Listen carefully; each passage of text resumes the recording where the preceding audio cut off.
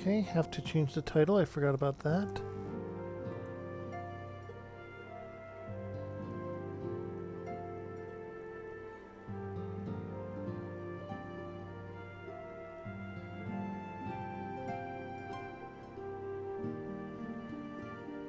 And I didn't change the live ping. Okay, that was embarrassing on my part. Anyway, welcome back to the Druidic Stormcloud channel, where I will be playing Final Fantasy XIV. Yesterday, I did a bit of a surprise one and raided the dungeon I was having some problems with. But now, we are back to the main story even more for a regularly scheduled and hopefully full-length stream.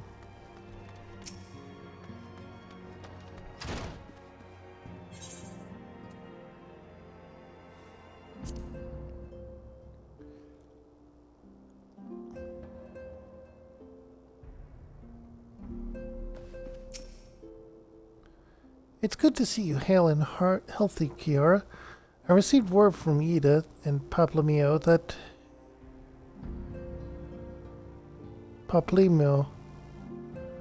that you had felled the good King Mughal the 12th, but I had hoped to hear your version of the tale.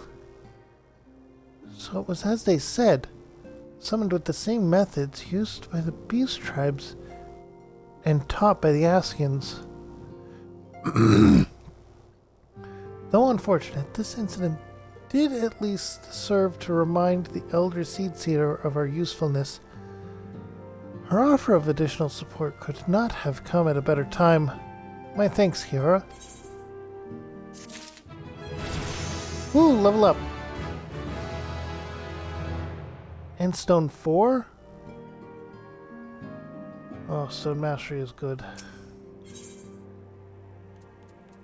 What's this? Void Scent Blood.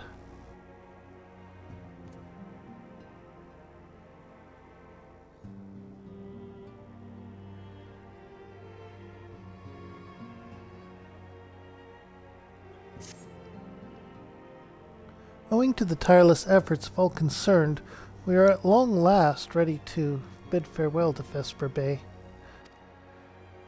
So, as to avoid drawing undue attention, we shall make the journey to Revenant's Toll in small groups, departing at irregular intervals.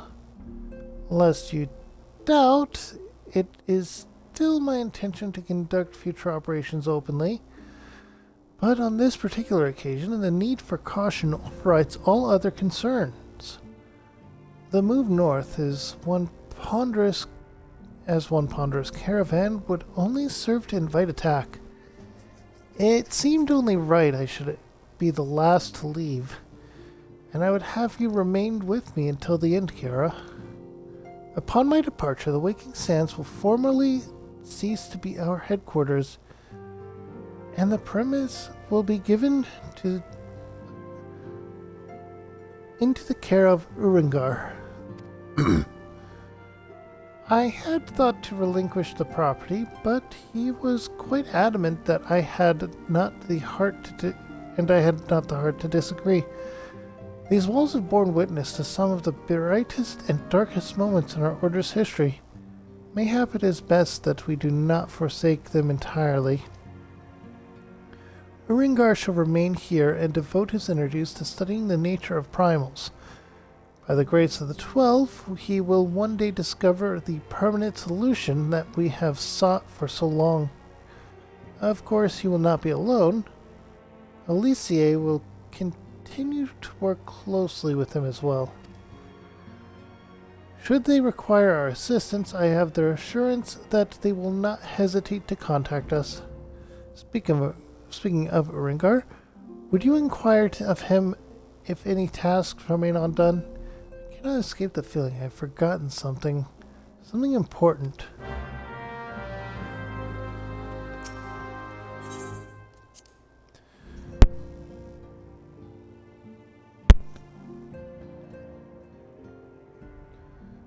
Yeah, when you're about to move and you can't remember if you forgot something.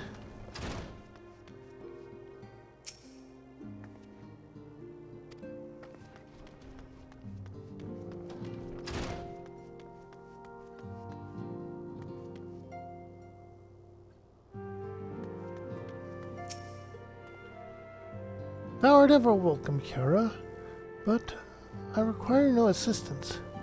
Pray, take thy leave unburdened by concern for my well-being. Verily, thy countenance bespeaks a desire to quit this place without further delay. Mayhap thou thinkest this chapter of our tale concluded, that these halls should rightly be consigned to the annals of history? In man's eagerness to seize the future, how readily doth he set down the past. Full many a proud pioneer hath bravely stridden into the great unknown, only to find there the banner of his ancestor, faded by the eons, and still man glorieth in his discoveries. 'Tis through his pride that wisdom doth ever give way to ignorance, while they who lurk in the shadow remain hidden, lost no sooner than they are found.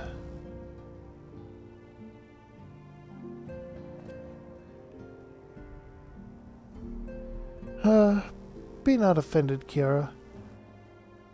Thy conduct hath ever been beyond reproach, despite thy surpassing strength and all thy many victories. Thou hast never been so convinced of thine own greatness as to imagine thyself above the failings of thy forebears.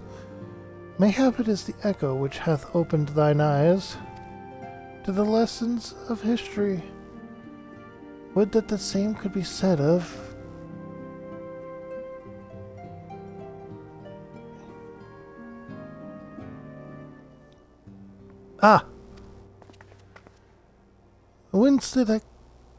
Whence came that cry?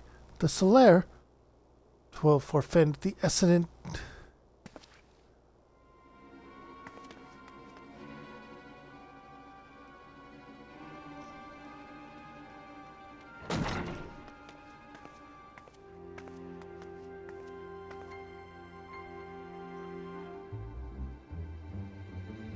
Kiara, you must.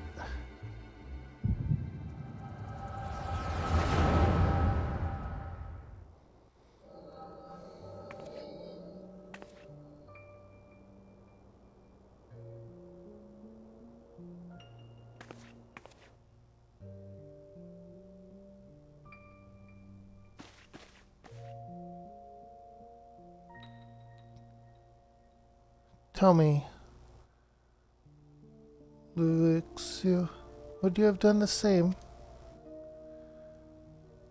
Lulavor was a remarkable man, wise beyond mortal measure. Would that I had met him prior to his passing.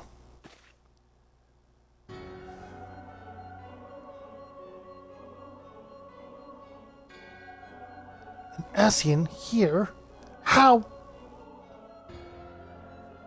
How readily you see. You are indeed gifted, incident. But you are not like the others. Your robes. Gifted, but ignorant. Yet I shall not judge you harshly. The fault lies with your forebears. It has been millennia. Mine are the robes of an emissary. Unlike those who came before, I have no quarrel with you. He who you speak of Labara. Labrea is a warrior. He fought, he fell. He may yet learn from his mistakes. Then he is still. Come, I only confirm that which you already knew. There is no cessation, no oblivion, only expulsion. What are...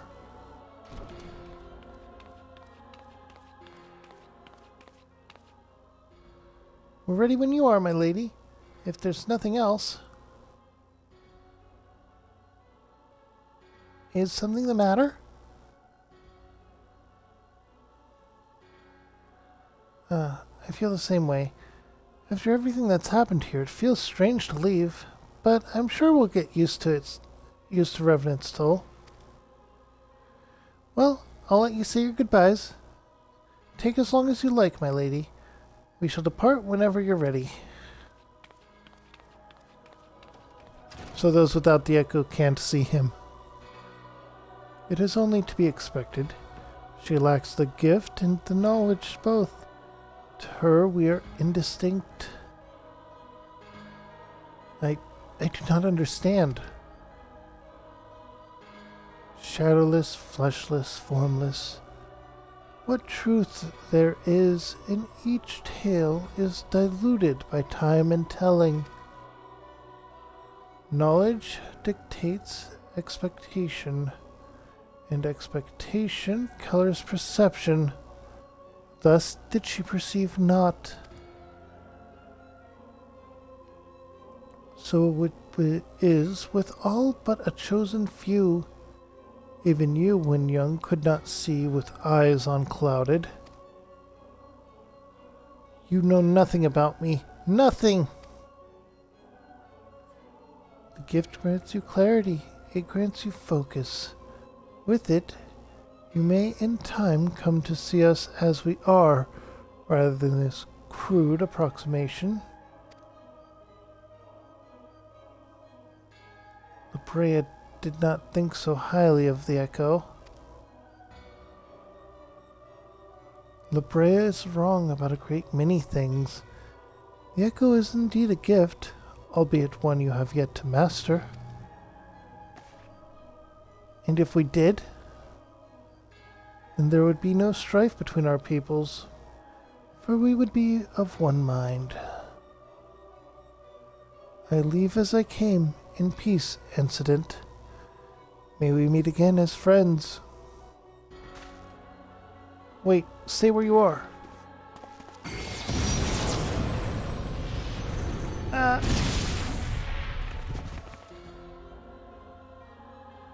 Mayhap I was indelicate. 'Tis a mercy she shields her children from his grace with such resolve. Was it also by her hand that you survived the ardor, I wonder?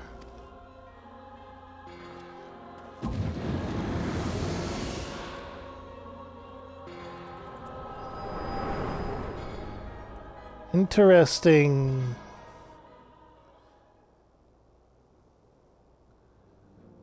I take it there's no need to explain.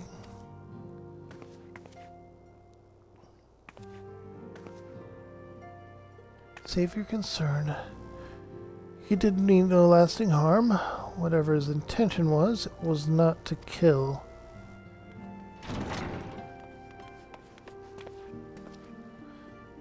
I heard a cry. What happened? Are you alright? You look faint. Do you need to lie down? I can fetch you a flask of my special tonic.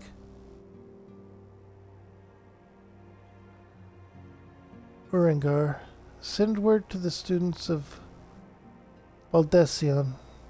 Tell them to scour the archives, forbidden tomes in particular. If there's any reference to an Ascian robed in white, however oblique, I would know of it. Ascian, my lady? Was that what gave you cause to cry out?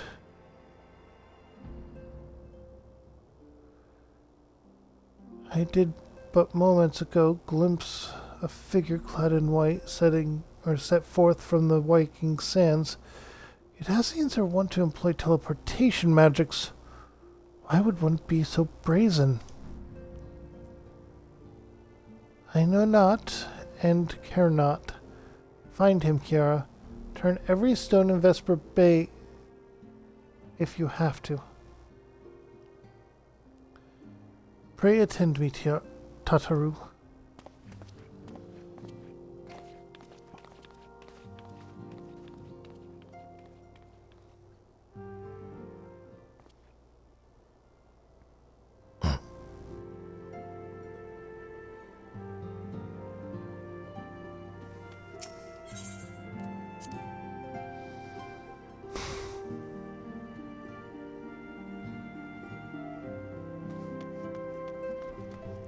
So we have a new Ascian that has arrived in our world.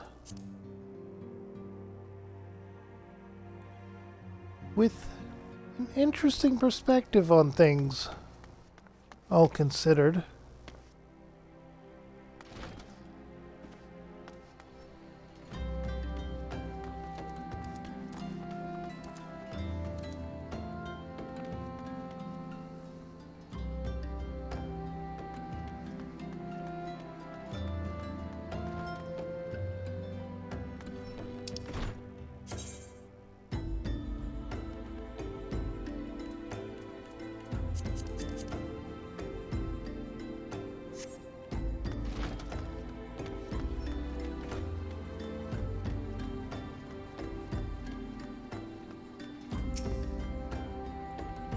Ah. You don't quite look... No, you are. I am told that you are the Warrior of Light, but I would know for myself. Shall we walk north, and... I shall walk north, and you may choose to follow. Know, however, that you will be waylaid. If you do, you may even perish. Should you survive, we will speak anon. Well, it's kind of them to let us know that we're going to be ambushed.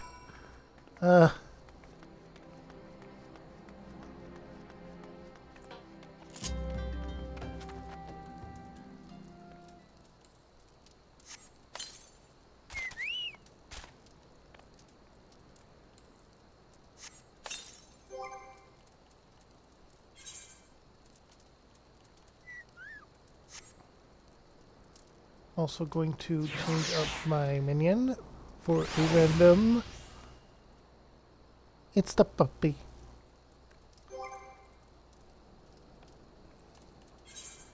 And eat a couple of eggs to give an additional boost to my experience. A small one, mind you, but...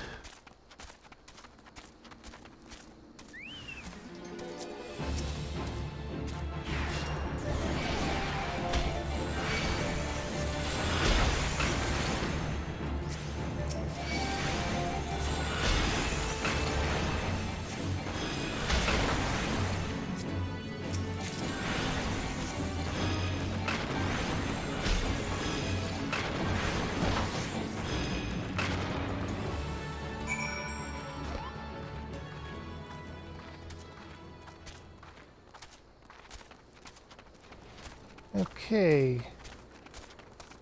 Beat them and continue on.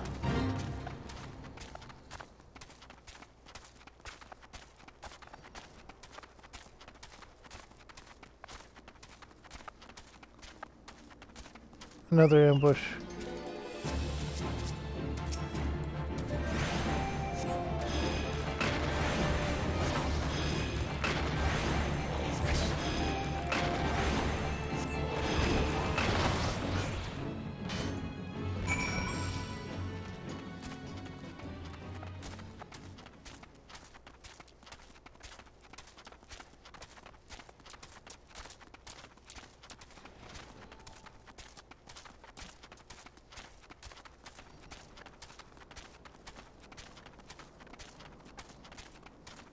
Another ambush.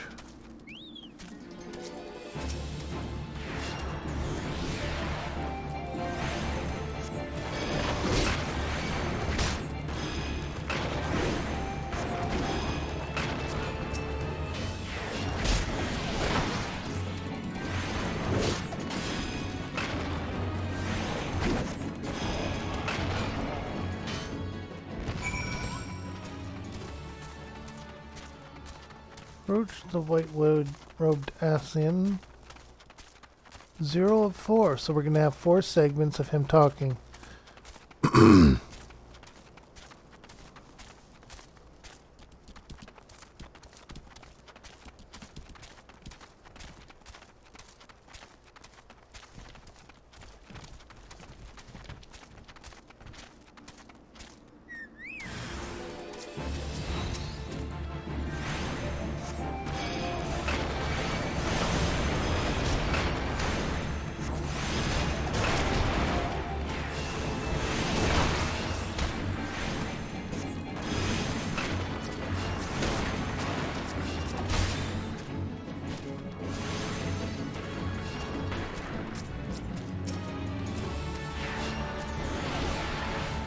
There we go.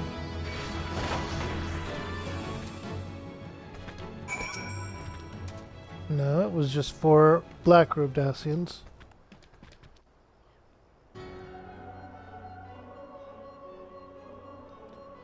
Remarkable. Truly remarkable. I thank you for granting me this indulgence. None save she who bested Labrea could endure such an examination. Have the laws of man grown so twisted in my absence that it is now permitted to lay hands upon an emissary? You bore witness to my audience with the incident, didn't you not? Then you know I acted only in self-defense. I realize the same cannot be said of Labrea. Even amongst his brethren he is considered unique. Nonetheless, I cannot wholly condemn his misdeeds, for through them we discovered you, one so strong in the gift that she could cast us out.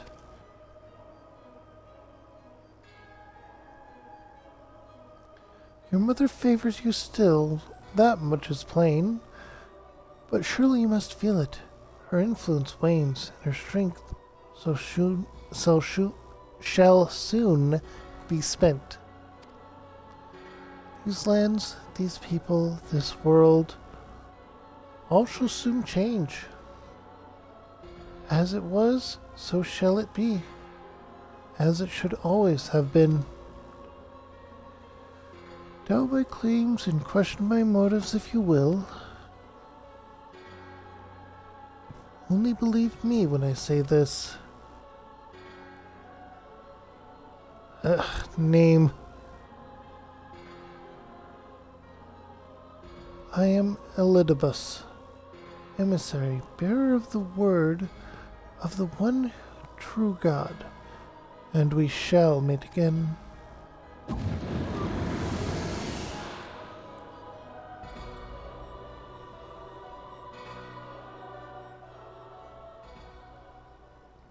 That phrase, one true God, they're pulling the strings of the Empire, aren't they? All the strings.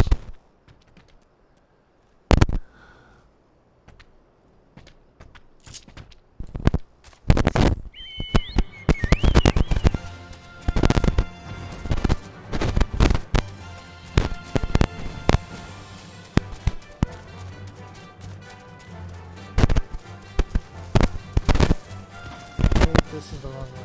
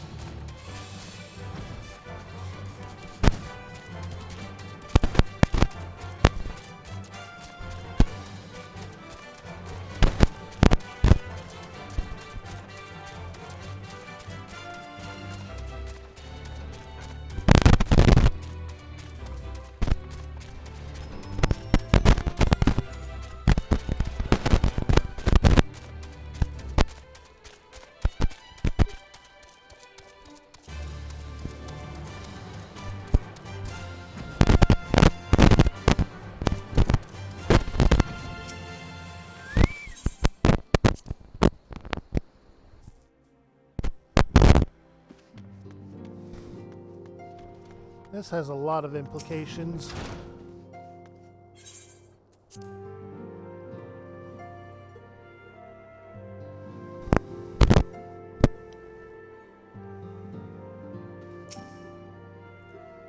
Thank the gods you've returned, Kira. After you left, I began to worry that I might have sent you to your doom. I take it our visitor proved elusive.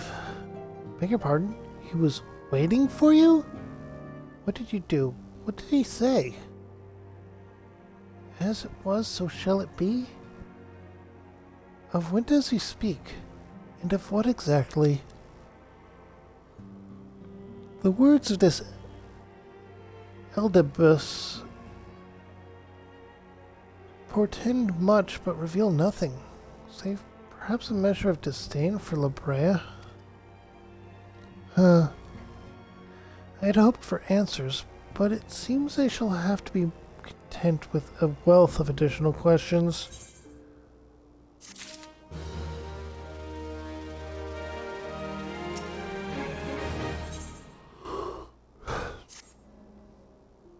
Let us set aside the matter of this Ascian until after we've completed our move to the Rising Stones.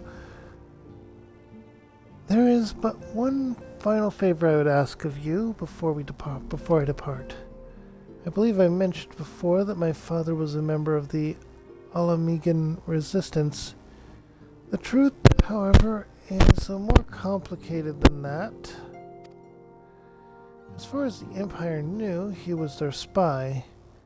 He maintained the deception for nigh on half a decade, furnishing the resistance with vital Imperial secrets while feeding his paymasters subtly conceived misinformation. When he died some 15 years ago, my father left behind his journal, which I have closely guarded ever since. Every shred of information he and his agents could steal on what they believed to be the single greatest threat to Eorzea, the Primals. Its wisdom has guided me through the years, though there is much within I still do not understand. It is my hope that Urengar will fare better. Tell him to treat it with care. It is all I have left of my father.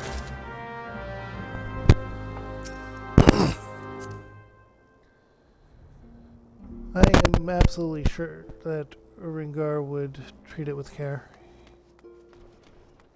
He seemed to have a lot of respect for her father.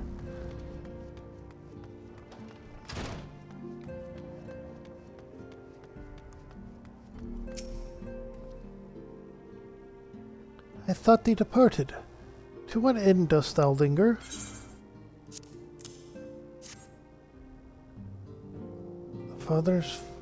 The father's final bequest, the daughter's lifelong labor.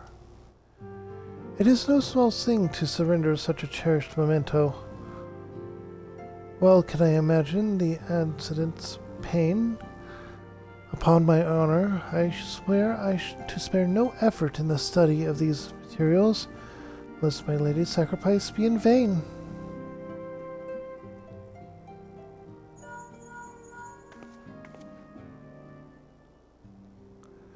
Kiara, it's me, Minfilia.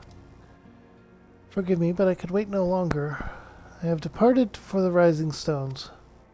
If you have yet to, once you have given the journal to Urengar, I bid you come to the Seventh Haven in Revenant's Toll.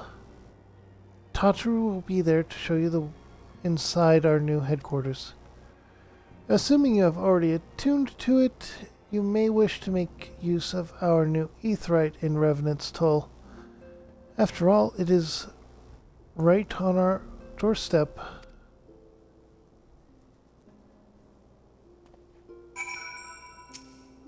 And then you have another unlock.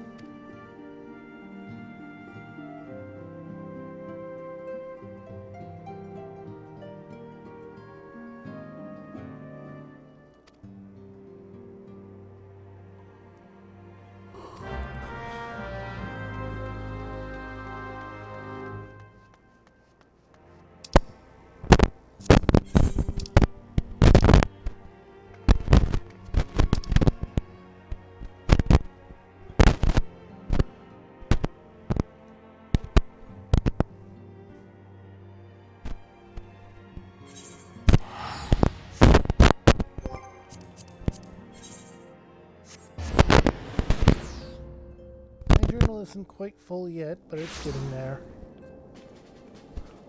Hey, Tataru!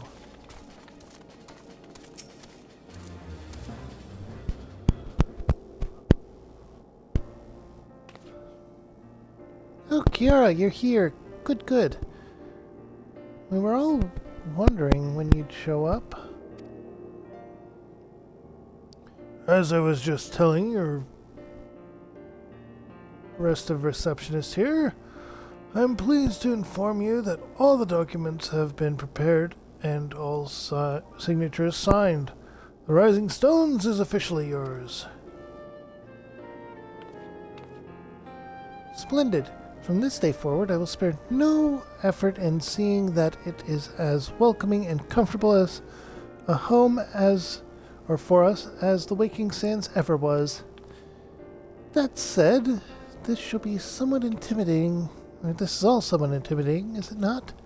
So many unfamiliar places and unfamiliar faces.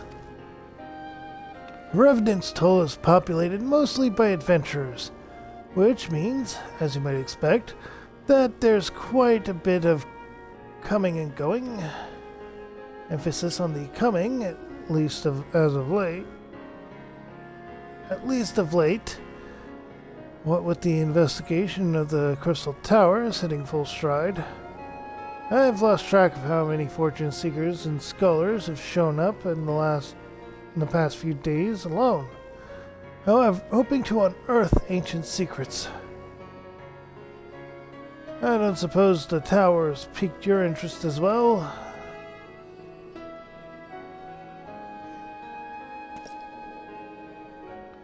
You've already offered your aid to the effort, you say? You certainly move quick, my friend. If I weren't otherwise occupied and with my duties here, I'd have half a mind to join you. Alas, I'll have to settle for hearing the tales of all you've seen upon your return. Be safe in there, yes? Why, that's wonderful to hear. Rest assured that this receptionist will work just as hard to see that our efforts do not skip a beat despite the relocation. And with that, Kiara, I do believe it's time you officially announce your presence to everyone inside. The incident and the others will surely be overjoyed to see you.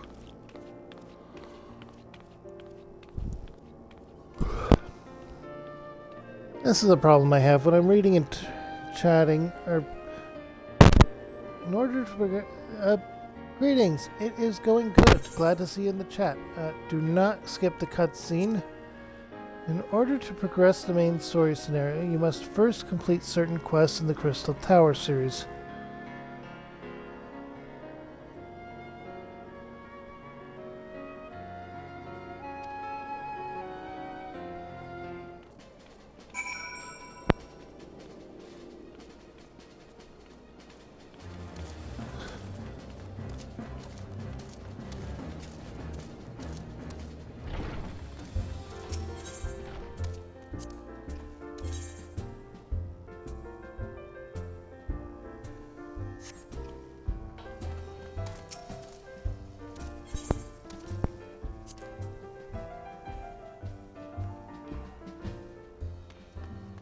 Alright, so the Crystal Tower is going to be strongly tied to this, I suspect. At the very least, it looks like I can complete this quest. Might not be able to start the next one.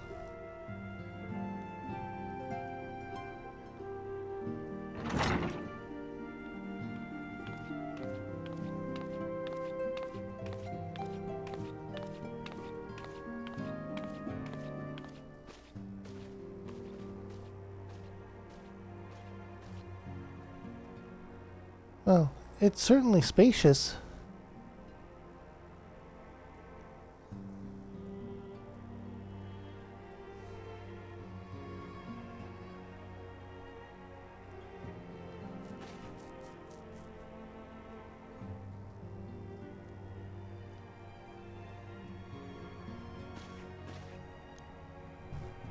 Today marks a new beginning for the Scions of the Seventh Dawn. For today, we declare our independence.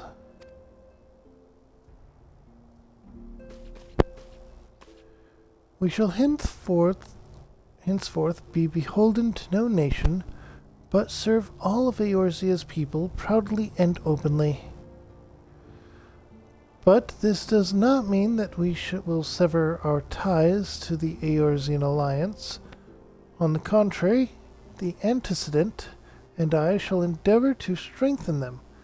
Rest assured, however, that we will not or shall not permit political considerations to influence our decisions. Our identity remains unchanged, as does our cause. We are the Scions of the Seventh Dawn, and our singular purpose is to safeguard the future of Eorzea.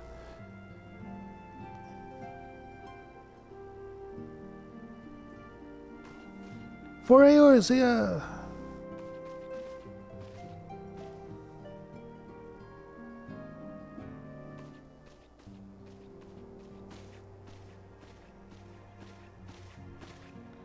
A moment of your time, Kiara. I would speak of Edelbus.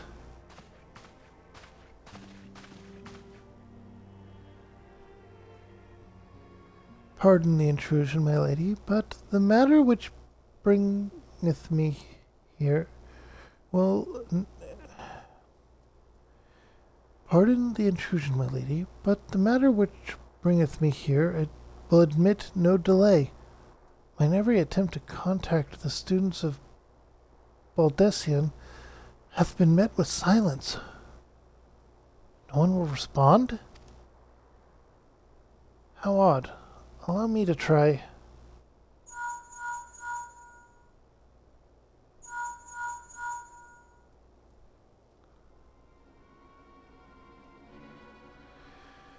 No response. Surely they would not ignore us. They have never yet, my lady. I fear we must assume the worst. No, I will not believe it. An outpost, perhaps, but they're not their entire headquarters. Their wards are beyond circumvention. Had they come under attack, they would most certainly have raised the alarm. None could penetrate their sanctum unnoticed.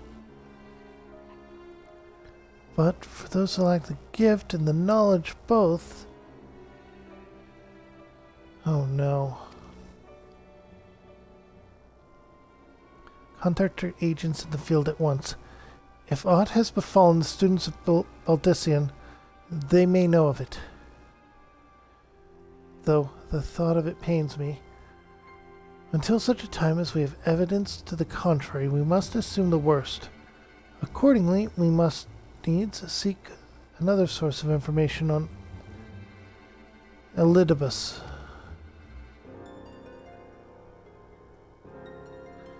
'Tis possible that others in the homeland are possessed of such knowledge.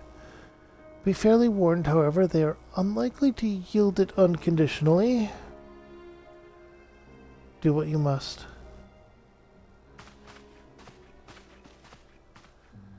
Yet another unforeseen and unwelcome development. What could be next, I wonder? A visit from a crimson-clad Adessian, perhaps? Or Asian, perhaps? Or Orker? Or Buse? And what of our allies? And which of our allies will then fall silent? For a time I thought we had gained the upper hand. When you shattered the Crystal of Darkness and cast out Labrea, I dared to hope that we had found a way to rid ourselves of the Asian menace. But I was wrong. He endures and may yet return.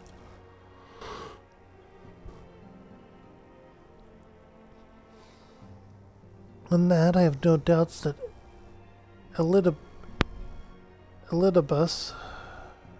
spoke true. Yet there must be a way to destroy them utterly. way to spare this world their unholy machinations. I dare not consider the alternative. There are forces at work which we do not understand, Kiara. I discern them all around, in disturbances too great and too numerous to be dismissed as mere coincidence. Doubtless the Paragons are involved, but how and to what end is far from clear.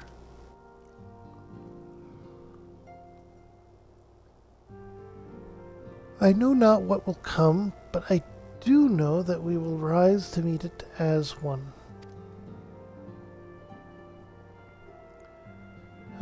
My stalwart hero, your face is a picture of resolve.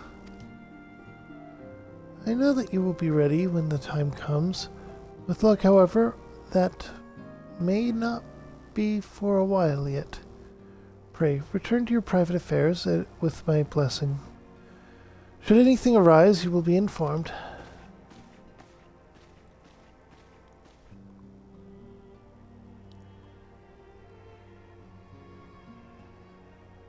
Really, where are you?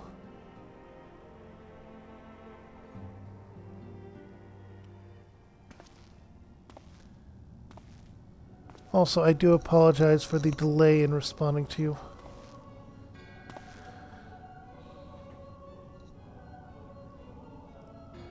Your intercession was not foretold.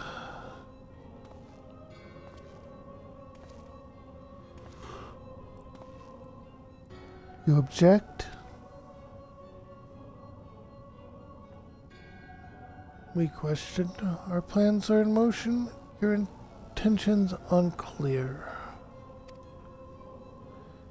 They survived the seventh Ardor and are stronger now within the gift. Does that not intrigue you?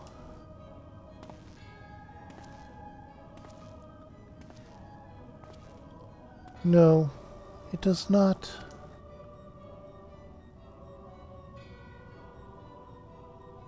Serve as you will, so too shall I. We labor not to cross purposes. Or labor not at cross purposes. The wisdom of his plan shall become apparent in time, when the veil is lifted from their eyes, and at long last they see.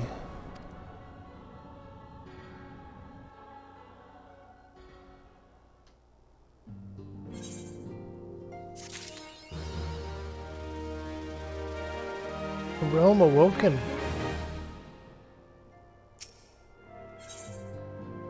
Still waters.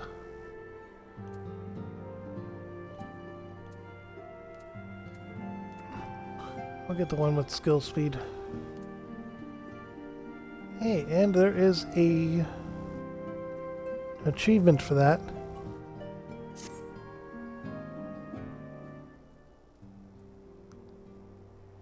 Truly, there is no rest for the weary. Scarce had I begun to make myself at home when I received a request for assistance from Amaji and Sons Mineral Concern. It would appear their storehouse in Horizon has been the target of a series of covert robberies. Minor as they seem in isolation, occasional discrepancies in the manifests were long dismissed as clerical errors. It was only during the concern's annual audit that a pattern became apparent. Significant quantities of crystals, and only crystals, were missing.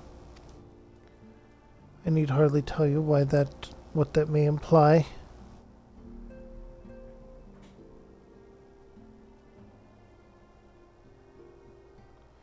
The brass blades charged with investigating the thefts believe that someone within the concern is selling the crystals for a profit. Alas, they have as yet been unable to identify a likely suspect, and the concern's Proprietors have grown frustrated by their lack of progress. Needless to say, I would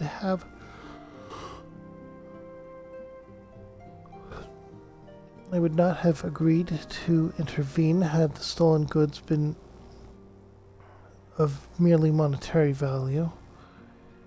If there is even the possibility that the thief acts not out of self-interest but in service to a primal, we can ill afford for the blades to realize their mistake. Pray, depart for Horizon at your earliest convenience. Rendezvous with Istola when you arrive. She and Thancred will have already begun a preliminary investigation. I have every confidence that the three of you will get to the bottom of these thefts. I only hope that our fears prove unfounded when you do.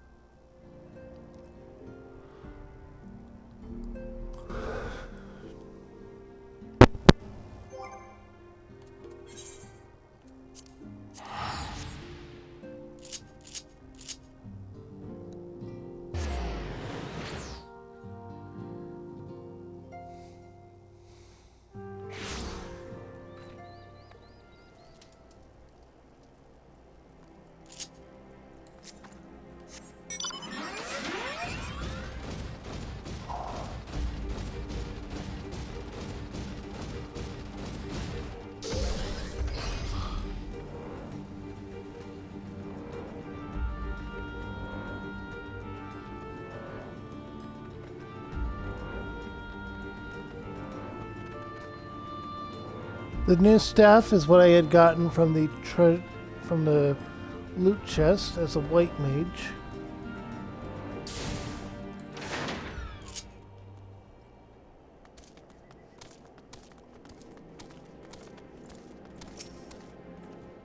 Ah, Kiara, your assistance is most welcome. I have already spoken at length with the brass blades of the Rose, albeit to little avail. It would seem that the thieves took great pains to conceal their activities. I could go into further detail, but your time might be better spent in conversation with Fufulupa. He is the officer charged with leading the investigation, and I would only be repeating that which he relayed to me.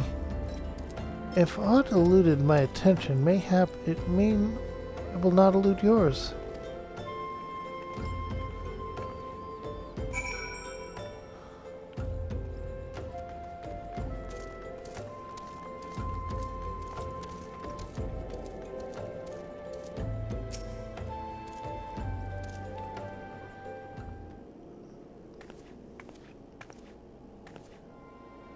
Oh, hello there. Kiara, is it?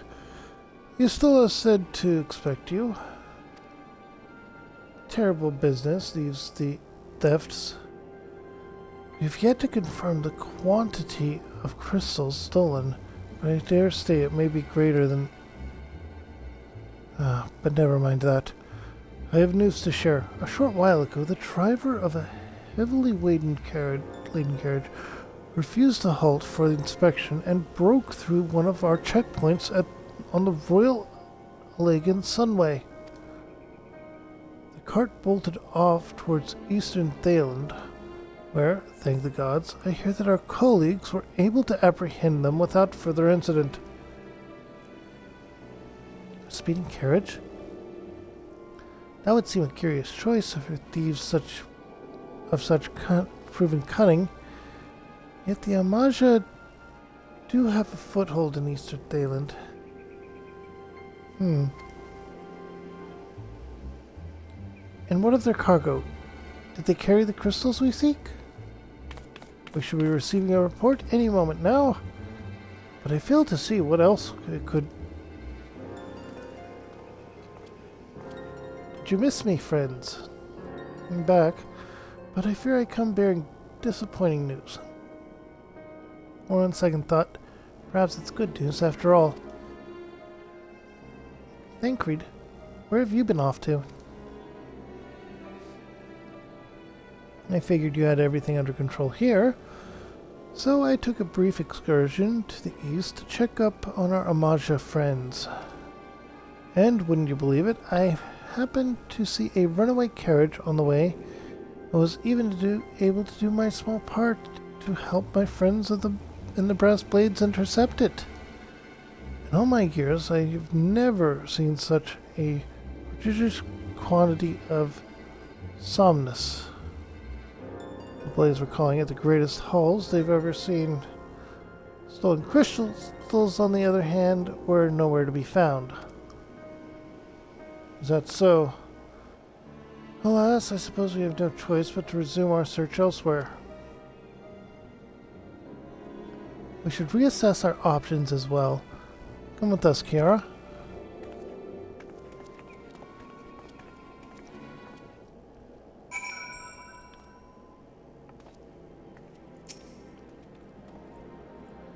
Against all expectations, it would seem that the Amaja are innocent of this particular spat of crimes. By all indications, they have yet to replenish their store of crystals exhausted during their last attempt to summon Ifrit. What I can't fathom is why anyone else would go to such lengths to obtain crystals in such quantities. It cannot be that we are dealing with a simple thieves. If their motives were profit, why would they limit their trade to crystals alone? Plainly, we have missing something. While you think about what it might be, I shall inform Uringar of our progress, or lack thereof.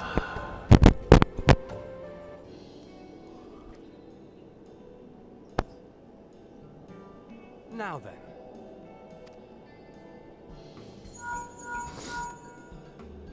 Tis I. The situation may be more complicated than we anticipated.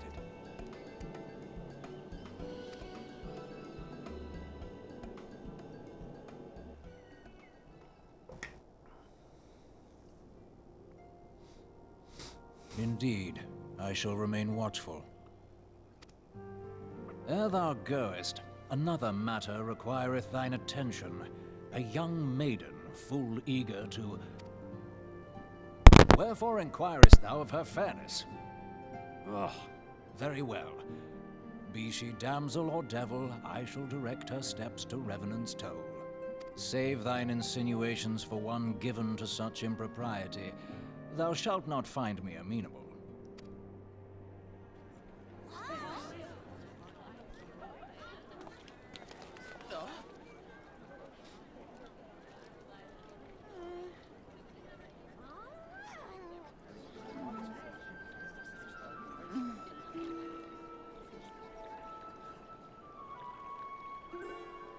Far across the sea from the land of Domar have we traveled.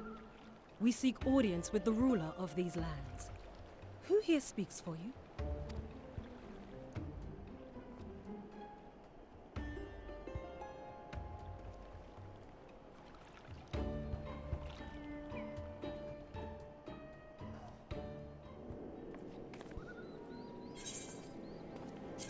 Complete. We're going to go with the slaying one for skill speed for our melee classes.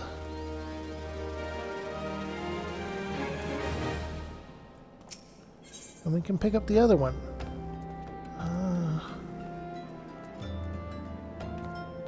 Honestly, I think spell speed will be better.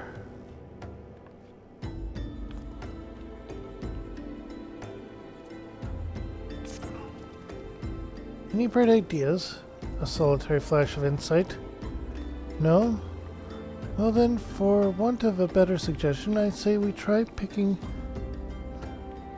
Fufulupa's brain again.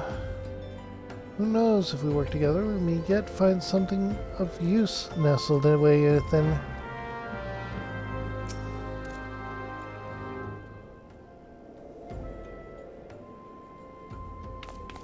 Oh, but it is good to see you returned. I have given some thought to the matter, and I have just hit upon a most disturbing possibility. How could I have been so blind? Calm yourself, Fufulupa. What is this disturbing possibility of which you speak? I was contemplating how the thieves' activities escaped our notice for so long, and then it came to me, what if there was someone among our own ranks conspiring with them? A traitor in our own midst? It would be most unfortunate if your fears proved well-founded, Fufulupa. Indeed, if, for reasons of security, the concern decided to transfer the remaining crystals stored in Horizon to another location, their plans would be discovered in moments, or at the moment the brass blades were informed. Ah, but such a shipment would surely be well guarded. Would thieves as wild as ours risk open confrontation? Mayhap not, but neither would the concern be eager to present them with such an obvious target. Nay, they might instead elect to carry out the transfer in secret, to entrust the goods to, let's say, a lone Mikote miner, traveling without escort, so as not to attract undue attention. But who? Ah, I see! Yes, the concern may well elect to do that. But to travel with so much cargo would be a strenuous task indeed, and this miner would certainly need to rest upon the way, mayhap north of the bridge to Hammerly.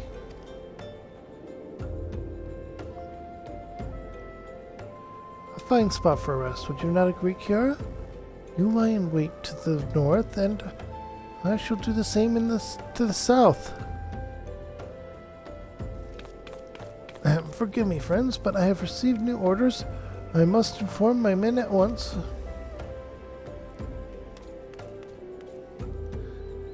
So we're doing the ambushing this time.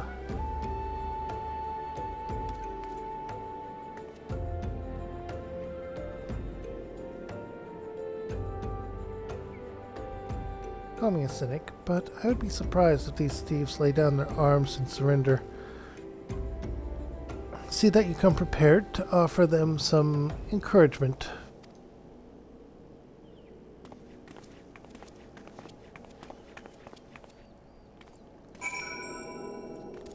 Two white mages and that guy.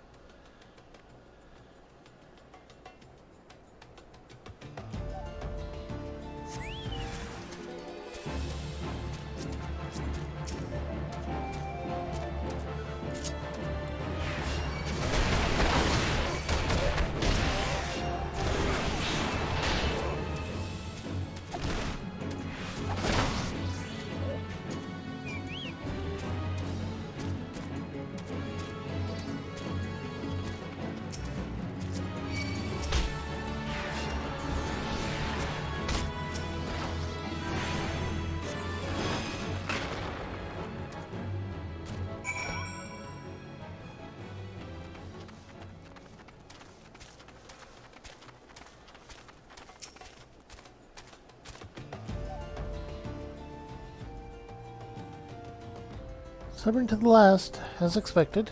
You are unharmed?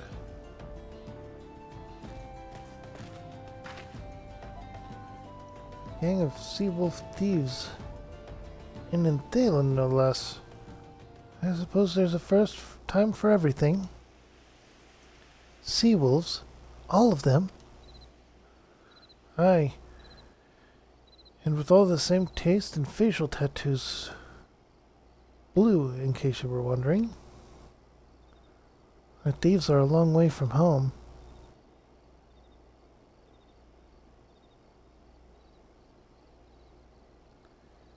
Thancred, if you would be so good as to attend to the outstanding matters in Horizon, I have inquiries to make.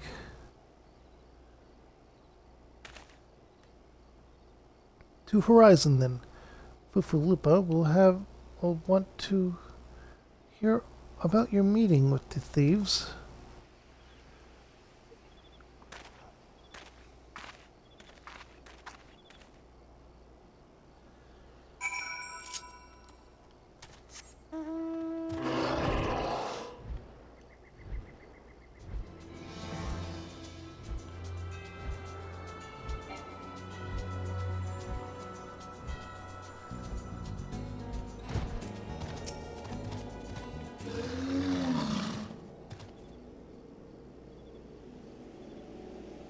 On behalf of the brass blades of the Rose, I thank you for your service to Horizon. But we have not been idle. While you were afield, we succeeded in identifying the traitor within our ranks. Is that so? Then by your leave, I should very much like to have a word with the fellow in private. No, I'm afraid that will not be possible. Regrettably, he managed to subdue the unit of blades dispatched to detain him and made good his escape. Oh, for the love of... And how did he manage that exactly? Your men haven't been sampling some of the somnus we confiscated, have they? Or was he a giant in disguise? No, but he was quite strong. A sea wolf. Lemosian born and raised, I believe. But do not worry, we will find him. You have my word on that. I see. Pray, keep me appraised of any developments. Yes, she's standing next to me. Understood. I fear our time together is at an end, my friend. Your services are required elsewhere. Awfully disappointing, I know. But one must follow where duty leads. You might try to look a little disappointed. Or do you mean to give me another one of your stoic nods? You do, don't you? And there it is. And casting...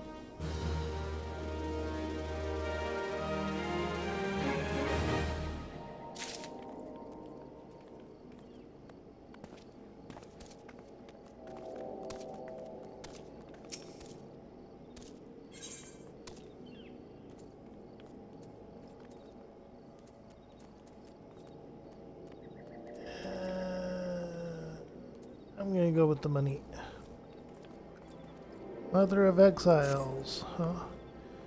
The incident bid me tell you make your way for Vesper, where young Alphinaud awaits your coming most eagerly. It was he who requested your assistance. Some commotion or incident. I'm not privy to the details. While you do whatever it is that Alphinaud has planned for you, I shall endeavor to track down our treacherous brass blade. And when I do, you may rest assured that we'll have our answers.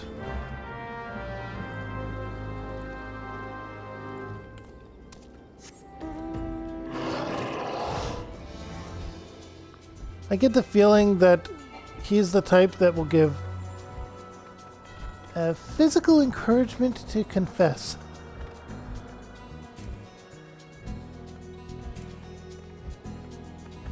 That phrasing won't get banned on Twitch.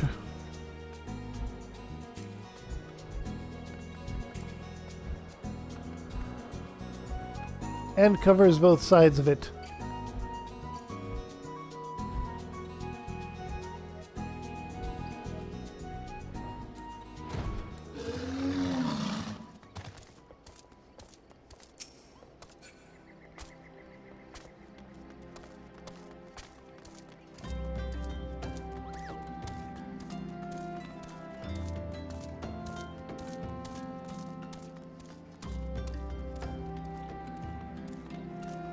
Who are you and why are you here?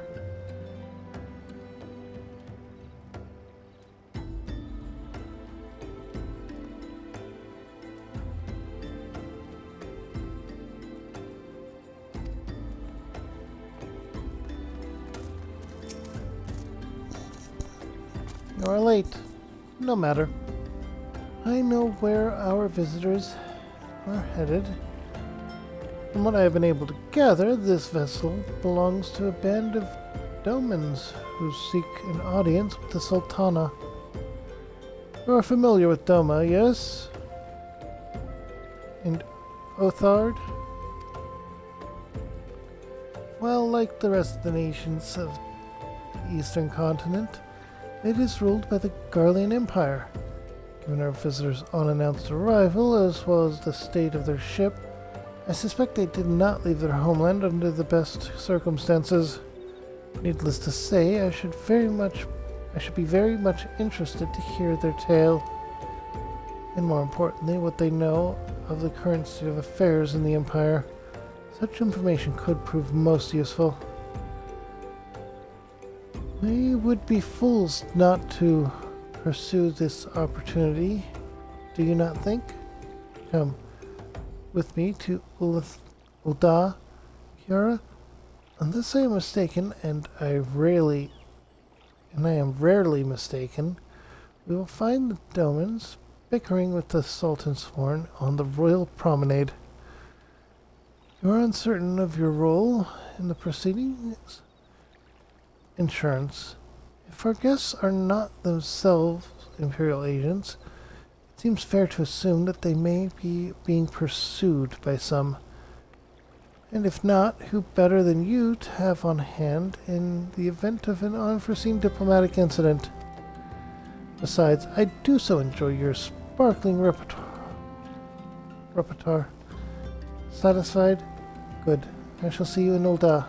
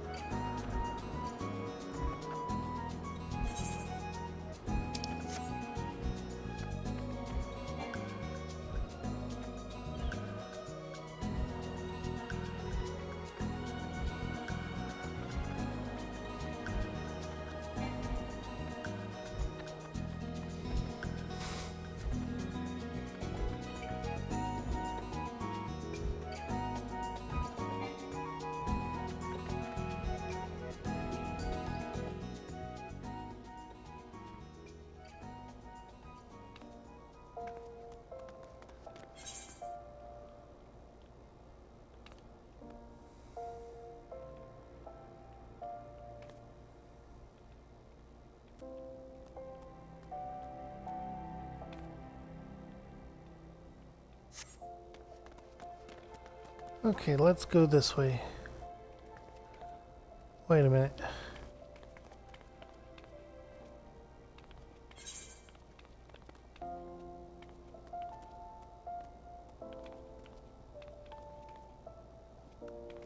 there a seasonal quest going on for Easter? I don't see anything here, but this begs the question.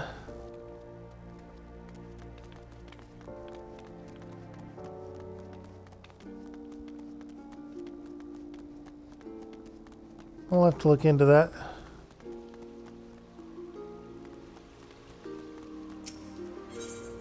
Okay, we'll have to look into that.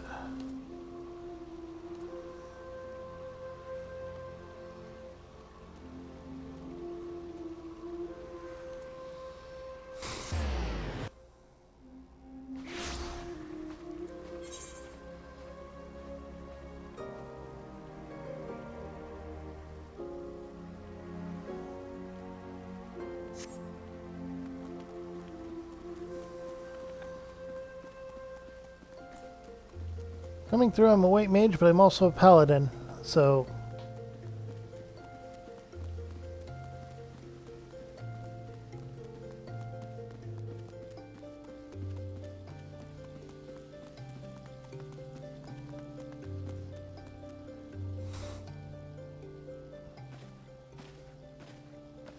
Matters not how many times you ask. Without the necessary permissions, none shall pass. Pray, understand, good sir. We have not the leisure to lodge a formal petition. Time is of the essence. All I ask is that you summon your superior, allow me to plead my case. Surely you can grant us this small kindness. Away with you, and darken these doors no longer. I will not ask again. You know not what you do.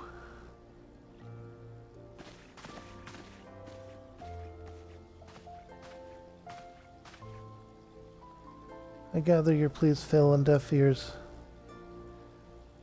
A loyal man with a cold heart, I know his kind well. I hope that you will find me more to your liking, Alphanod Levanor, at your service for a friend. Which, I believe, makes me very nearly unique. In this part of the world, at least. If you indeed are your allies in Ul'dah, you will need some if you wish to endear yourselves to the wealthy and powerful. Pray, join me and my associates at the quicksand. There you may explain your situation to us, and we shall see if there is aught we can do to help.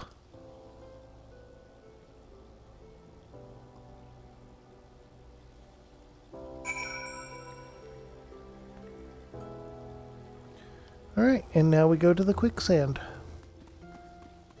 I was wondering if maybe the seasonal event quest would be in that area as well.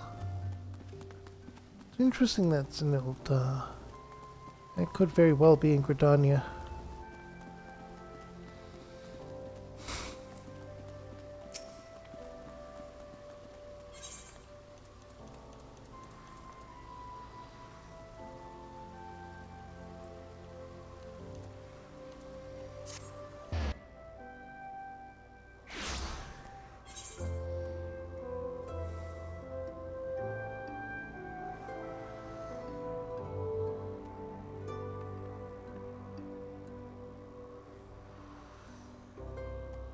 I know this is the area I was in on the map. But of course,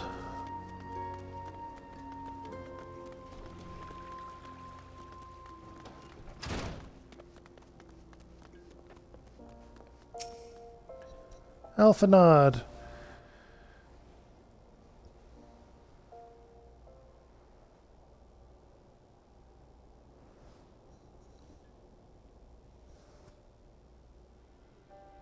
We have traveled some several thousand miles across the sea, from the nation of Doma, in hopes that we might find sanctuary in these lands. Sanctuary, Lady Yugiri?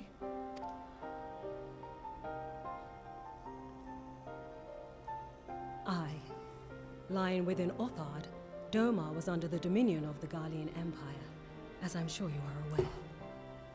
When the War of Succession broke out in Garlemald, we espied an opportunity to free ourselves from the yoke of imperial oppression and took up arms. Only to be crushed. And so I gathered what few Domans escaped the reckoning and guided them hither to your shores. A war of succession? Then the Emperor... Forgive me. You said that Doma was under Imperial rule, did you not? Doma is gone. Razed to the ground as an example to the other provinces. 12 have mercy. And your people? On a ship anchored in Vesper Bay, flying borrowed colors. Many were complicit in the rebellion, or akin to those who were. They will not come ashore until I send word that it is safe to do so. I sought an audience with your rulers, but was summarily refused. The lords of Ul'dah are not wont to entertain foreign refugees without suitable encouragement. Mayhap I was foolish to expect otherwise, but our supplies run low and we have young ones in urgent need of care. I have seen the tents outside the gates, however. We are not the first to seek asylum, nor will we be the last. Be that as it may, Ul'dah is no friend to Garlemald. Your tale would stir the hearts of many men and women here. The Sultana and the Syndicate will not be so easily swayed, but I shall see that you are granted an opportunity to plead your case. This is within your power? Well, far be it from me to boast, but I do have the ear of certain influential individuals. I am in your debt. Lady Yugiri, forgive me for observing, but your choice of attire seems like to evoke feelings of mistrust. Men are wont to fear the unfamiliar. We know this from experience. We seek only to spare the people of Ul'dah unnecessary disquiet. I shall defer to your experience, then.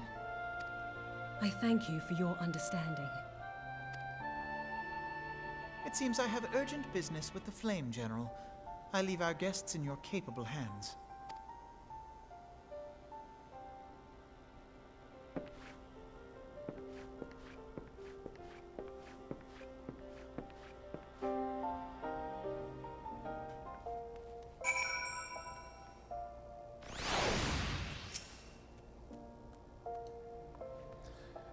May I, madam, if I may, madam, as I said earlier, we have been at sea for several moons, and our supplies are all but spent. I have not the heart to repeat the tales of our tribulations, nor would it please you to listen to them, I think. Suffice to say, however, that sacrifices have been made, though it shames me to beg for more when you have already offered so much. Desperation compels me, good madam. If you or your associates could spare some provisions, anything at all, it would go a long way to lessen the suffering of my people.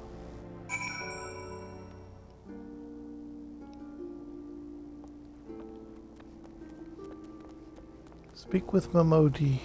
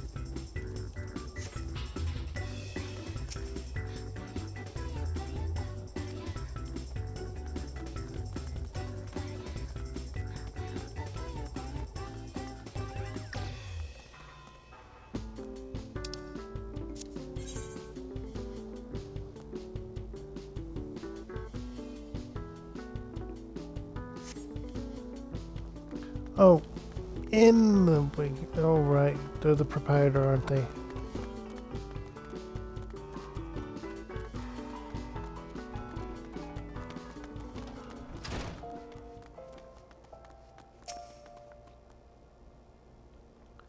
Hells, why didn't you say so sooner, Kira?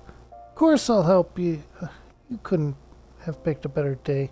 To tell the truth, the multi-merchants and his entourage were due to have a banquet here on the morrow. See? But just sent word that they can't come. I mean, I've got a boatload of foodstuffs and no one to feed. Best of all, they paid for the lot in advance. Go and call on them over at the Sapphire Avenue Exchange. Tell him I said to ship the little prince's order to the Waking Sands. And, oh, and if they argue, just show them the letters. That should sound straight.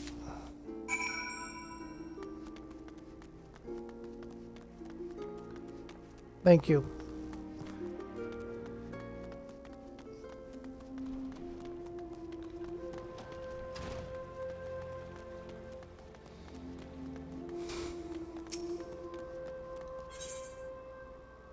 Alright, so Sapphire Exchange.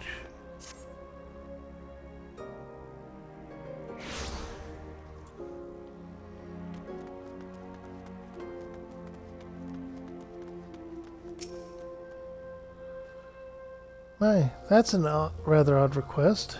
Mayhap you misheard in instructions? No, you shouldn't encourage them like this.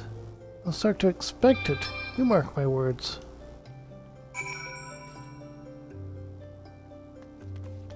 You're taken care of, and now you? She's in the business of feeding refugees now? I ain't normally one to question Mistress Momodi's judgment. That doesn't seem wise to me. I'll not speak for the children, but if you ask me, any man what can't earn a crust deserves to go hungry.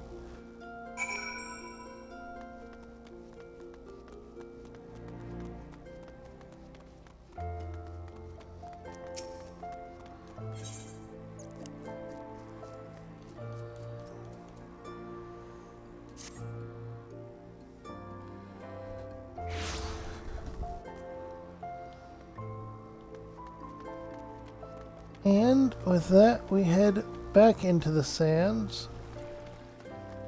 Or the quicksand, anyway.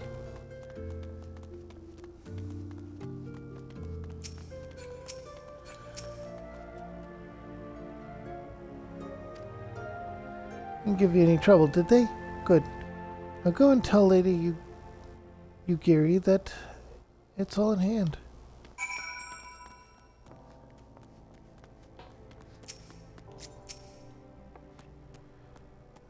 I dared not hope for such magnanimity, much less expect it. Mistress Momodi is generous indeed. I shall be sure to thank her most humbly.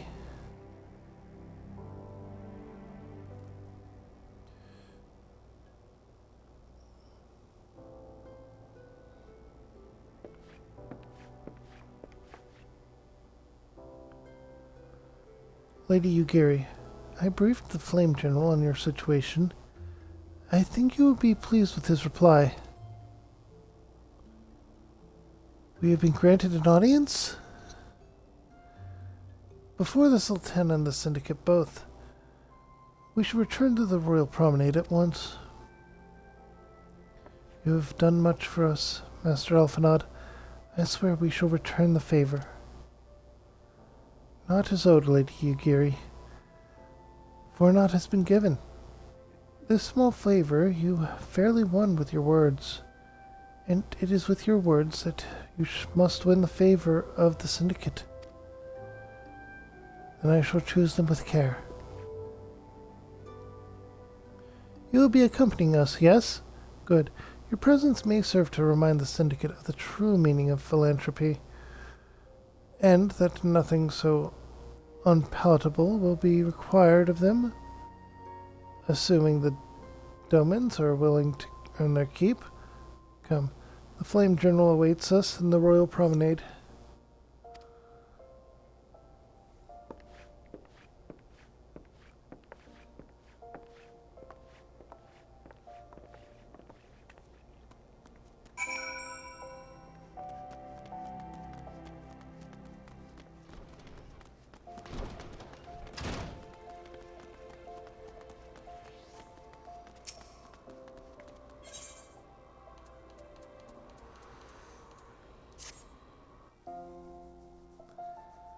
Alright, the Royal Promenade.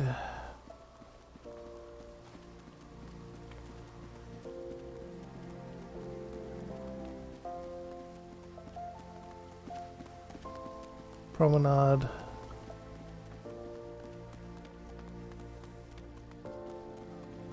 Raban. A pleasure, Kiara. The others are already inside. Let's not keep them waiting.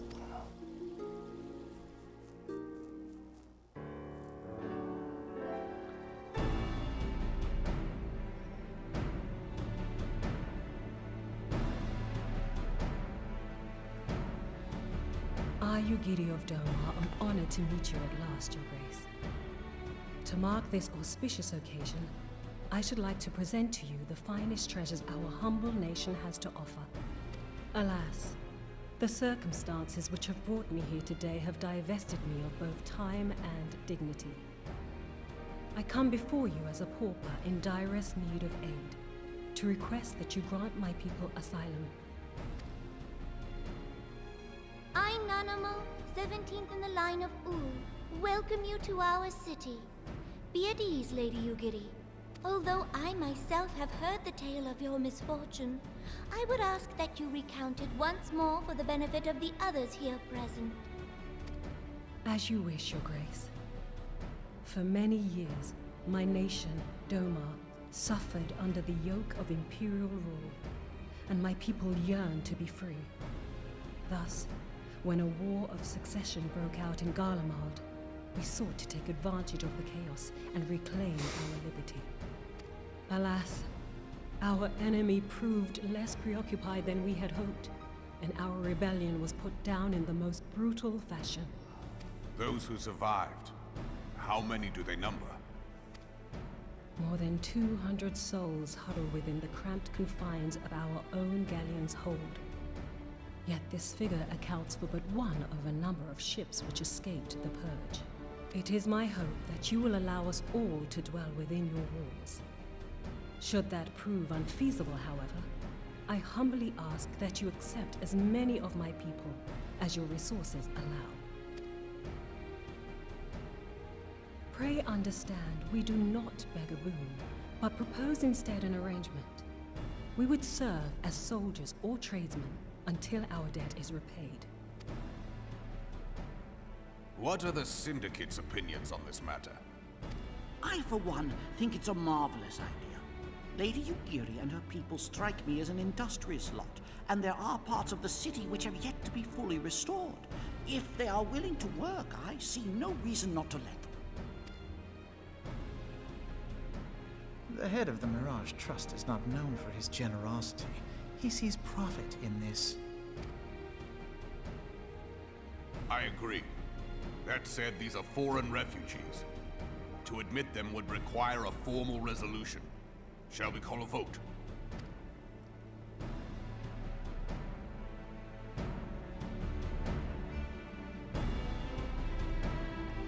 The law is the law.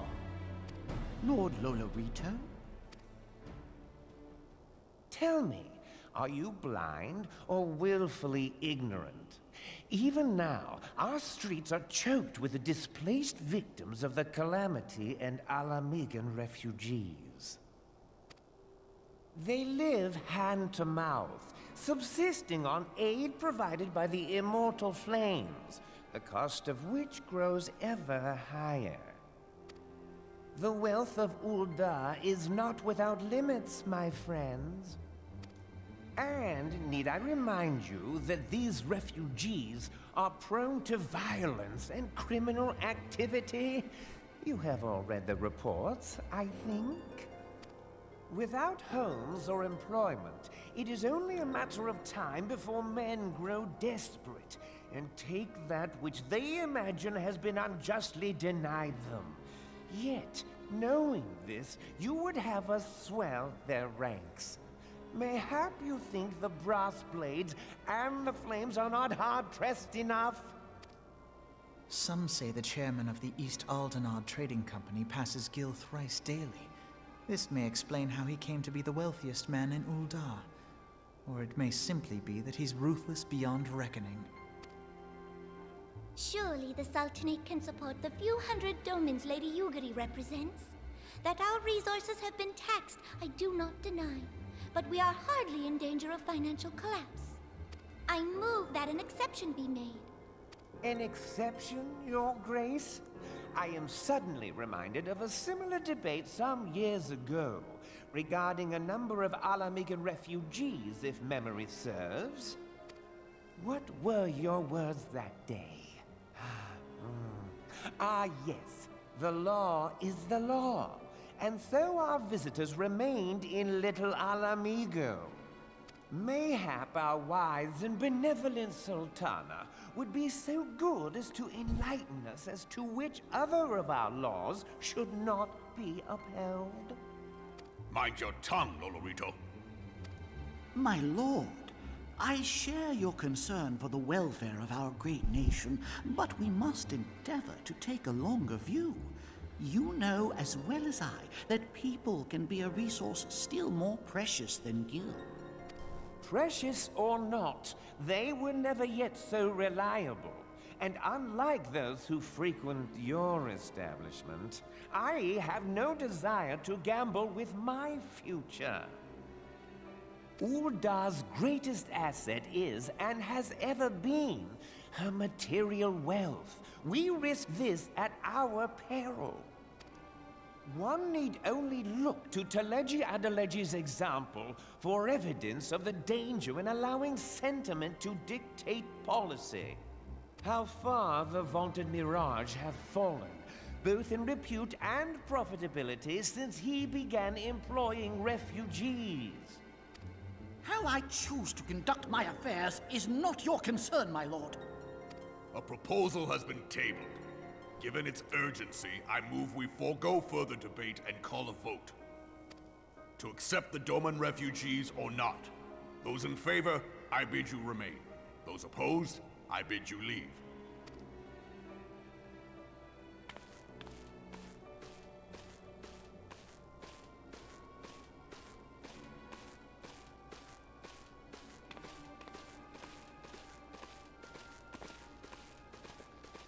Oh, that's more than half.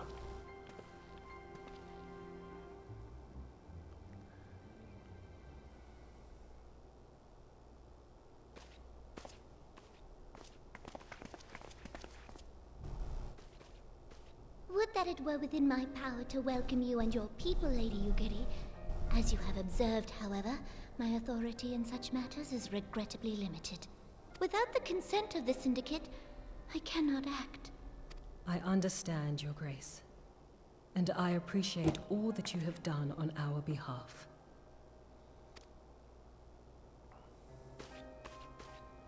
The nerve of the man! If that bastard had not forsaken the eastern trade route, little Alamigo would now be thriving. Oh, that you should have traveled so far under such dire circumstances, only to be refused in this manner is utterly unconscionable. Pray, accept my sincerest apologies.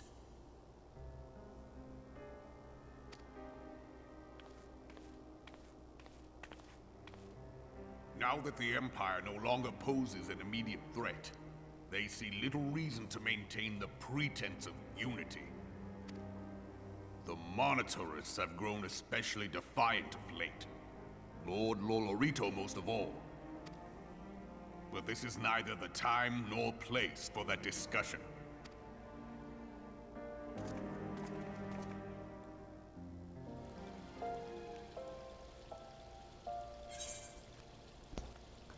Okay, so this, I choose the bronze pieces.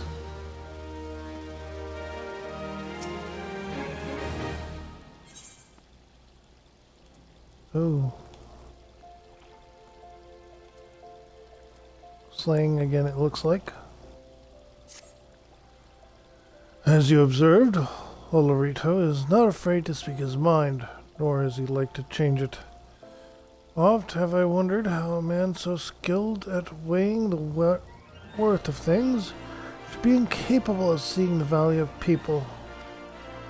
Bah, I will waste no more words on him. Not when the Domans are yet in need of aid. Everyone, follow me to the Hall of Flames.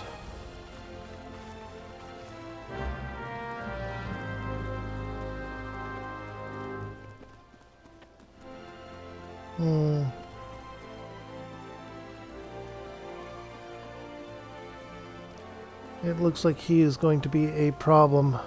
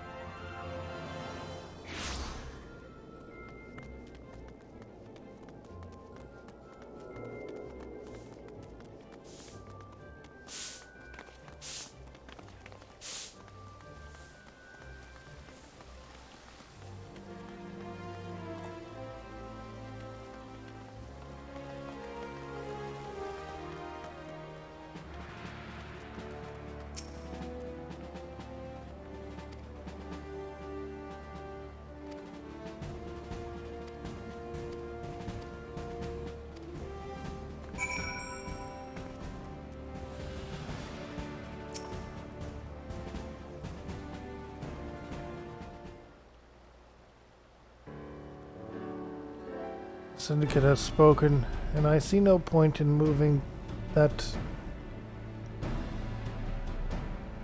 the matter be reconsidered. The monitorists have made their position clear. I agree. Ul'dah is not an option. Nor are Limsa Lamosa or Gridania, I judge, given the state of their internal affairs. Which leaves our Doman friends confined to a ship. Gods, the thought of them huddled in an airless hold, no better treatment. Not that I had more time to find an alternative, a place not bound by the concerns of the great nations. Revenant's Toll.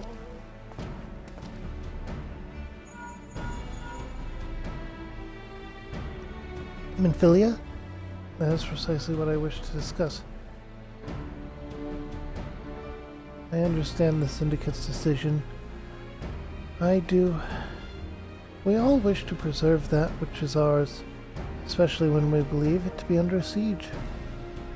But I cannot meekly accept this judgment, not while my people suffer.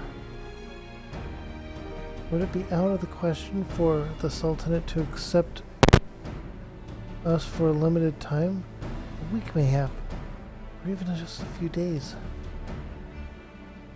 Excellent. I shall keep you informed. Lady Ugiri, I have a proposal, if you would hear it. Out with it, Master Alfanad. The headquarters of my order, the Scions of the Seventh Dawn, stands in a place called Revenant's Toll, an outpost in Mordona. Like most outposts, it is frequented by mercenaries and other men of action, and lacks the comforts of a more well-established settlements. However, the leaders of Revenant's Toll have been doing their utmost to change that. To that end, they have need of an established body, or of able-bodied individuals willing to work as frontier hands. Hard labor, lest you doubt, will ought to save food and shelter by way of reward. Terms not unlike those which you yourself proposed, Lady Ugiri. Though I will not hear a word said against our beloved Ul'dah, Revenant's Toll would offer certain advantages, the absence of unhelpful bureaucracy being the most obvious. If they can accommodate us all, we shall gladly accept. Master Alfanad, once again I find myself in your debt.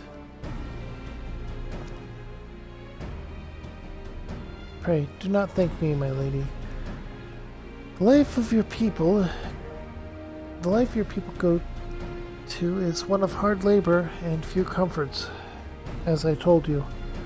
And before that, there remains the matter of how they may safely be borne to Revenant's Toll, which will be no small feat considering the distance and their present condition. Mayhap the Old Dawn Adventurers Guild could be of some assistance? Look for me there, anon, Kiara.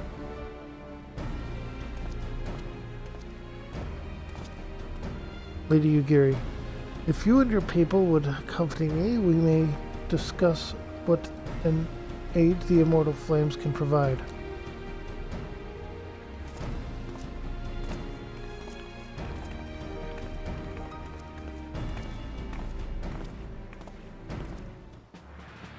Alright, so now we go back to Revenant's Toll.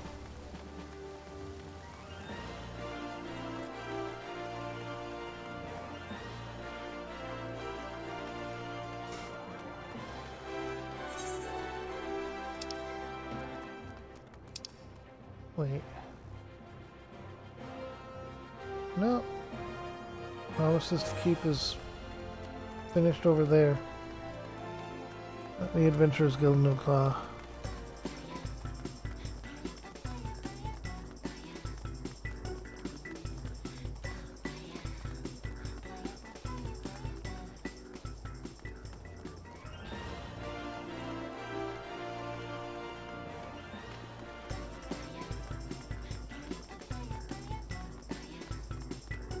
There we go.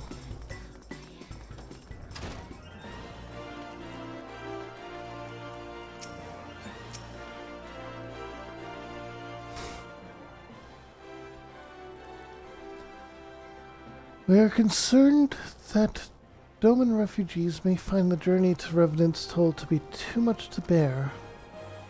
Too long have they been sequestered aboard the ship, with insufficient supplies and scarce room enough to breathe, let alone stretch their limbs. With that in mind, Mistress Mamondi has kindly offered to accommodate the Domans until such a time as they are ready to set out for Mordona. Those healthy enough to travel will embark as soon as transportation has been secured, while those too weak to leave at once will be permitted to stay until they regain their strength.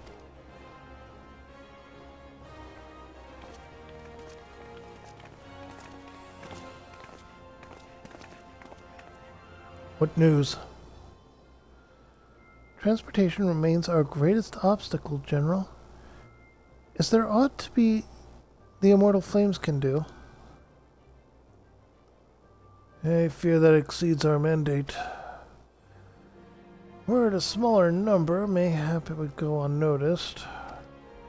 But the Syndicate will not bear the cost of escorting more than 200 Domans to Mordona. But government fails to act. When government fails to act, its responsibility falls to us private citizens. I will engage the services of 77 caravans on the Doman's behalf. Very well. We should begin contract negotiations at once. Your generosity is most welcome, my lord.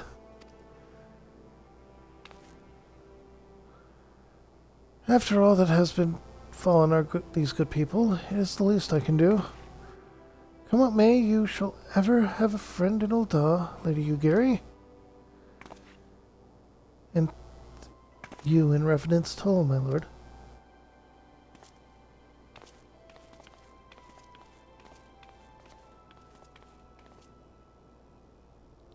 Well, it sounds like we all have work to do. Lady Ugiri, let's put our heads together and settle the details of our arrangements, shall we?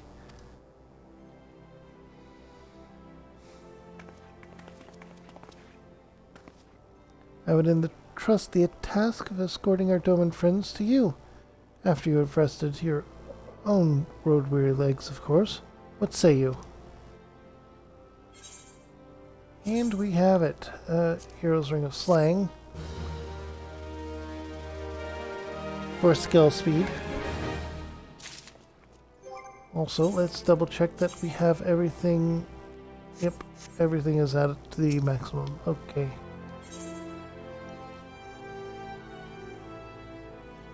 Ugiri's game. As we speak, the Domans are preparing for departure at Vespers Bay, wherein they will be transported by carriage to Ul'dah. It is said, or that said, this has all been decided upon rather suddenly, and it would not surprise me if the refugees required some assistance in coordinating their preparations. Kira, I would have you return to Vesper Bay and facilitate the process through tasks great and small. In short, whatever must needs be done, do it. Speak with a man named Hozan when you arrive. As Lady Yugiri tells it, he has been designated the leader of the first group.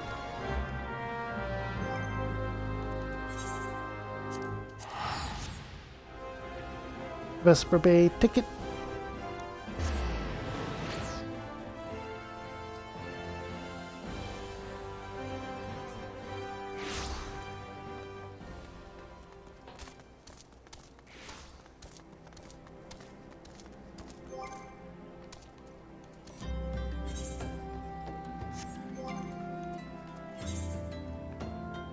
$300,000 gil. Okay.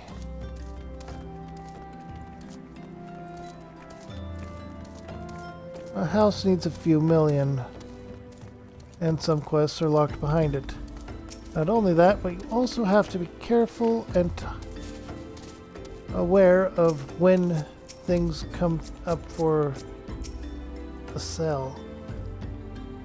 Greetings. Alphanot informed me that the Scions would be arriving to help with preparations.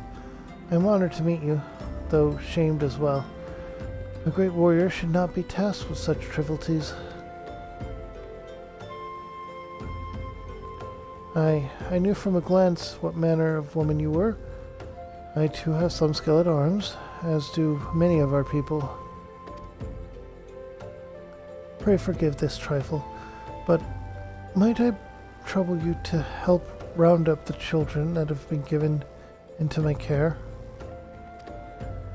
They are most adept at staying hidden from my sight, but perhaps your keen eyes will succeed where I have failed. You have my thanks, friend. Pray, seek out my son Yozan. He can tell you more.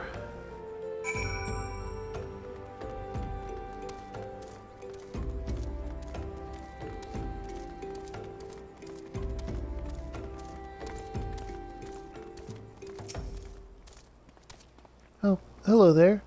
I'm Yozan, son of Hozan. Will you be coming with us to Ul'dah?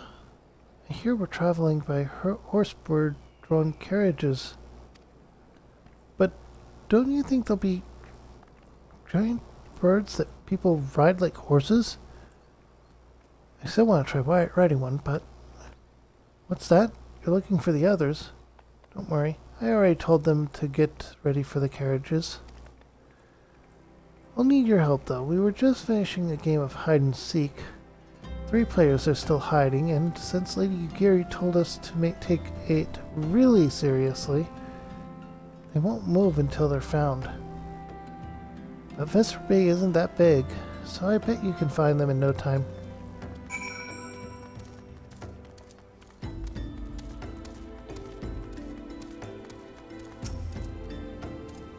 Hey, you're not Yozan. Who are you? I'm Koharu. Kiara Frostburn, eh? I didn't know anyone else was... Wait a minute. You're one of those, Thalians, aren't you? No, Scions. You must know Lady Yugiri, right? Isn't she great? She's really good at hide and seek, too. Oh, right. It's almost time to go. Nice meeting you, Kiara Frostburn.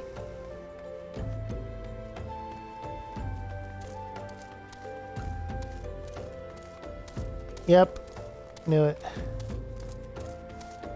That spot is just too out of the way not to have one hiding here. How'd you find me? I guess I need to practice more. Or maybe you're just good at this. I mean, the Garleans didn't find me. And this is why she told them to take it very seriously. And the last one wanted to look at the chocobos. or be ready ahead of time. Are you playing? No fair. Yuzan didn't say anything about adults. Huh? We get to ride the horsebird carriage?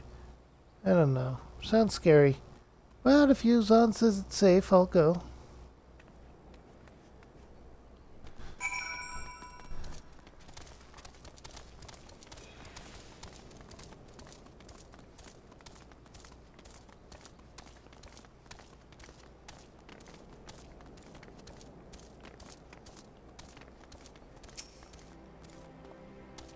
Wonderful.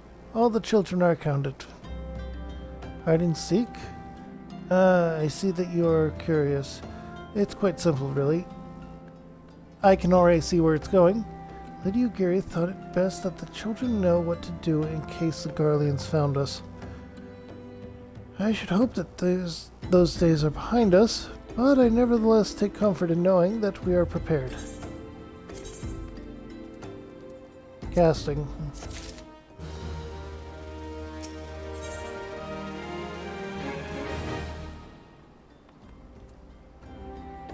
Alright, aiming for the next one, it would seem. First caravan is due to depart shortly, followed by the rest at regular intervals. My family and I, including my stubborn old father, Homai, will be traveling in the lead carriage together with the young Koharu, whom I believe you have already met. Though I understand the road to Ul'dah is regularly patrolled by your brass blades, it would give us great comfort if you would accompany us on our journey. Once again, I thank you for your kindness. When you are ready to leave, please inform our coachman. Our character hasn't ridden in a carriage since they first arrived in Gridania, so this is going to be eventful, I believe.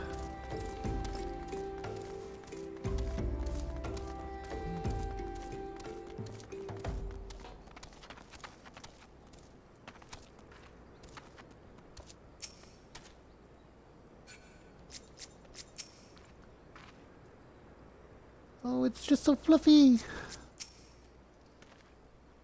Oh, grandfather's so lucky. Her horsebirds smell terrible.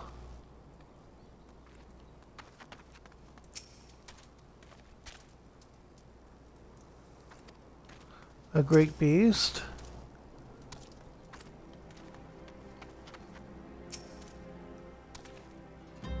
Eager to be off, are you?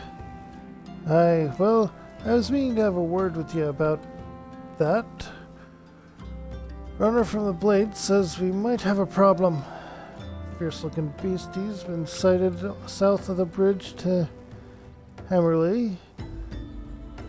Might be as someone's eyes are playing tricks on him, of course. But I don't play to gamble in this business. Now, I know you can handle yourself in a fight. Here's another story. So, I was thinking, you might go ahead, have a quick look around, and make sure the area is safe. And if you come across anything dangerous, you know what to do. When you're satisfied the way is clear, meet us outside Horizon. The blades will tell me the road is safe, or the blades tell me the road there is safe. So I reckon we can make it that far on our own. Assuming the self-same bastards don't try to rob us, that is.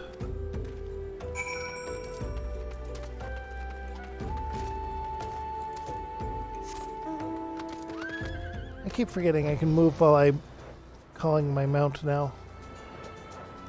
And this time it's the unicorn.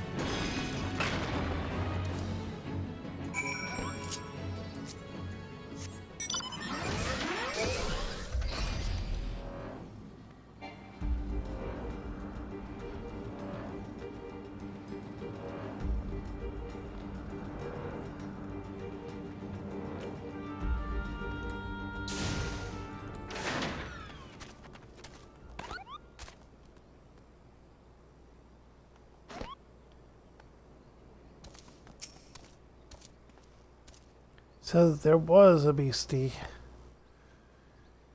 Was being the operative word, eh?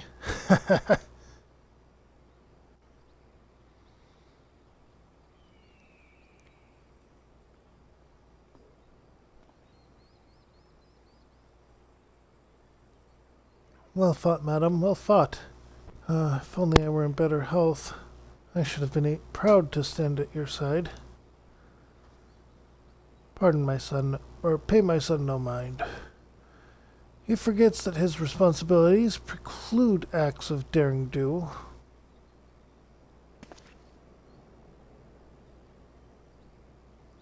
Be that as it may, I cannot help but envy you. Had we been able to call upon heroes of your strength and skill in Doma, things would have been very different. But we cannot change the past. Same guy. Those who fought and fell are forever lost to us. Lost but not forgotten. Lady Kiri's kinsmen, least of all. They fought fiercest, though they knew full well it was in vain. She had every right to walk away, yet she chose to stay. Food, shelter, the promise of a better life. All this and more we owe to her. How does one even begin to repay such a debt? In kind, Father. To she who has given everything, we shall give our all. Whatever work there is to be done, we shall do it without question. Ditch digging, bricklaying, it matters not. Revenant's toll will grow and prosper by our hand.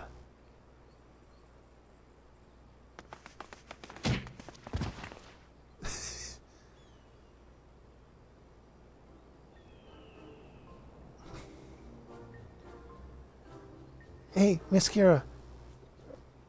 Koharu and I want to know why you became an adventurer.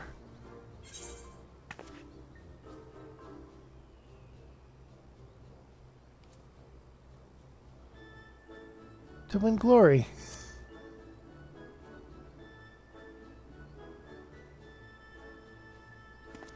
Glory? Ah, like bringing honor to your family, you mean? Yeah, Father always goes on about that.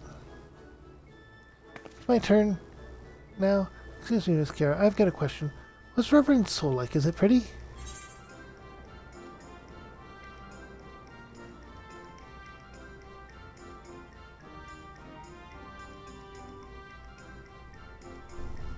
Well, it is a bustling outpost frequented by countless adventurers.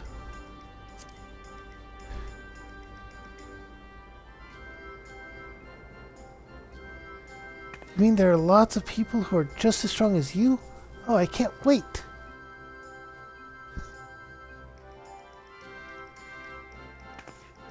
Enough, Koharu. It's my turn again. Miss Kiara, when I'm older, I want to be strong like you. What do I have to do?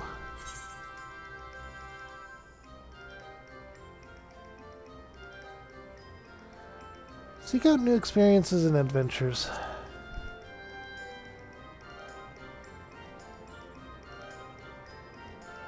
Of course, to be a better adventurer, you need to go adventuring. All right. That's enough questions for Miss Kiara. That's not fair. Why does Yozan get to ask 2 questions? I want to know about adventuring just as much as he does. Just one more, please. Do you think I could be an adventurer like you one day?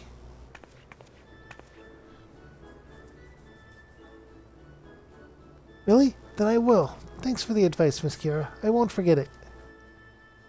I'm going to be an adventurer too. When we get to Revenant's Toll, let's make an adventurers guild for Domans. We'll protect our friends and punish the wicked, just like Miss Kiara and Lady Yugiri.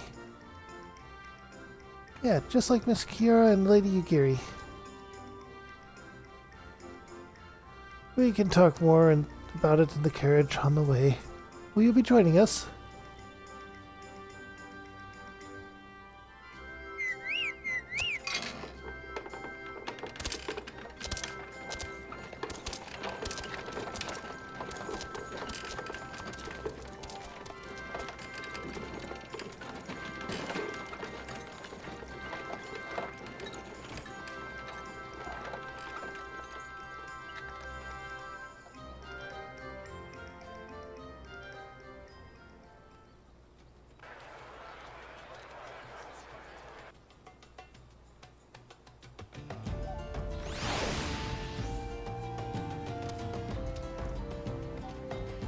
Alright, we have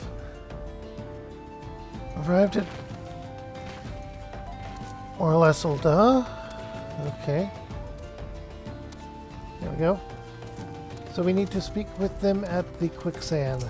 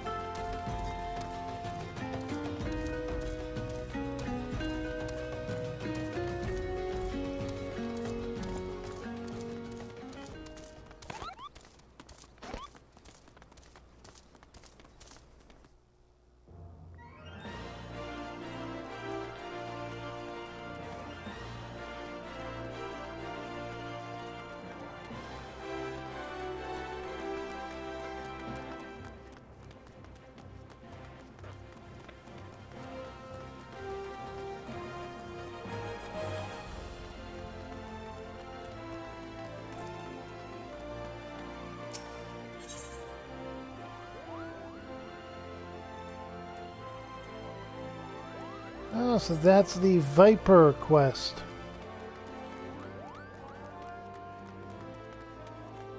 Requires level 80 though. Wonder what class I should unlock next.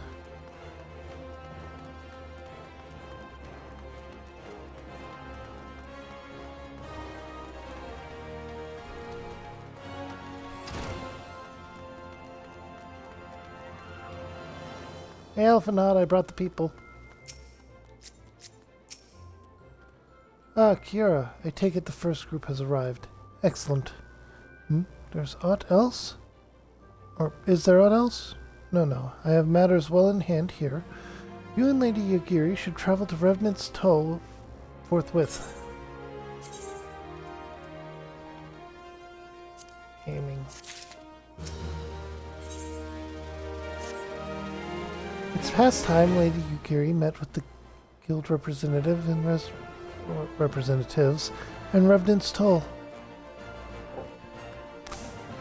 Since I do not foresee any further matters arising here in Thailand, which might require your personal attention, I would instead have you serve as an escort to the Doman delegation for the duration of their journey. Speak first with Southbourne upon your arrival. He is the one whom the Domans will be working most closely, I should think. Afterwards, introduce Lady Yugiri to Minfilia and the guild emissary. If both meetings go well, the resulting ties should stand the Domans in good stead for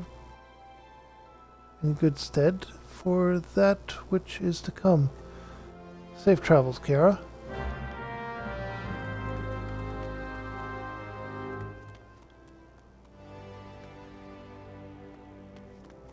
You know what? I need to talk to a merchant quick, I think. Sell my coin items.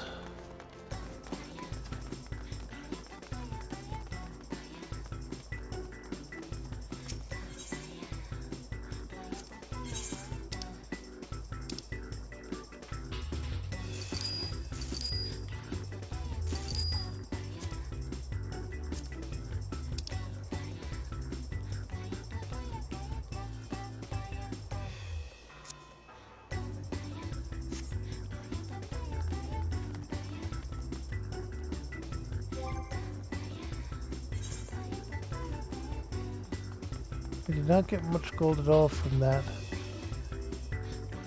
A gill, I mean.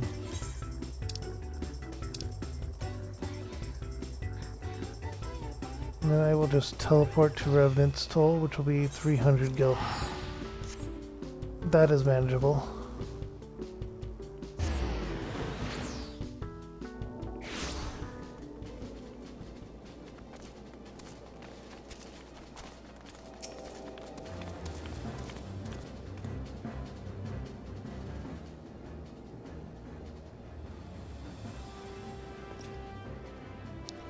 And this must be the esteemed Lady Yugiri and her associates.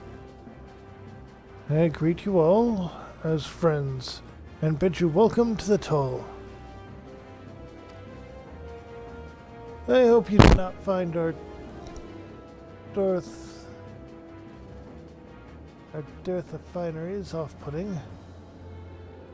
For though we may seem, we have a wealth of spirit and camaraderie to spare.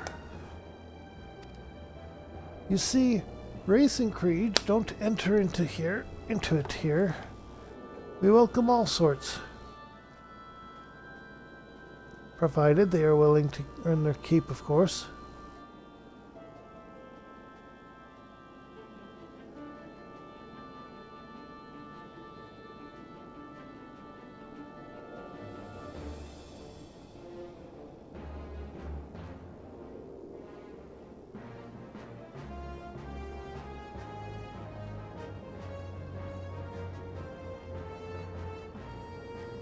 You see,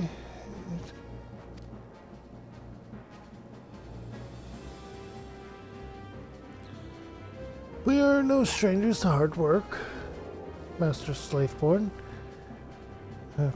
We are no strangers to hard work, Master Slaveborn. You may rest assured that we will carry out your orders with due diligence. Not for a moment did I doubt your commitment, my lady. Pray understand, I give the same speech to all new arrivals, and you needn't bow your head or call me master either. We are both frontier hands, as far as I'm concerned. As you wish, Slaveborn. May this meeting mark the beginning of a long and fruitful relationship.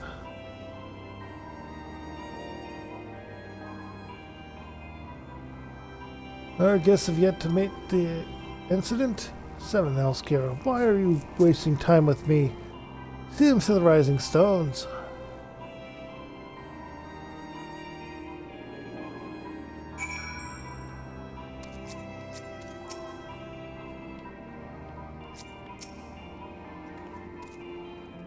Too much is given, much is expected. Forgive me, I require a moment to compose my thoughts before meeting with your leader. We shall join you at the Rising Stones anon.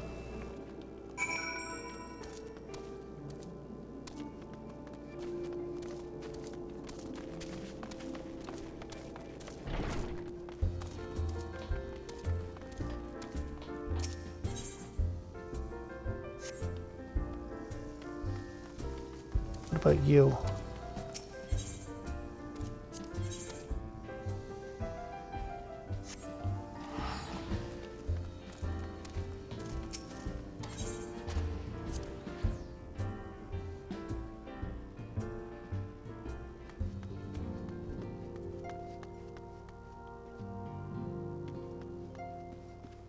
This is our new base.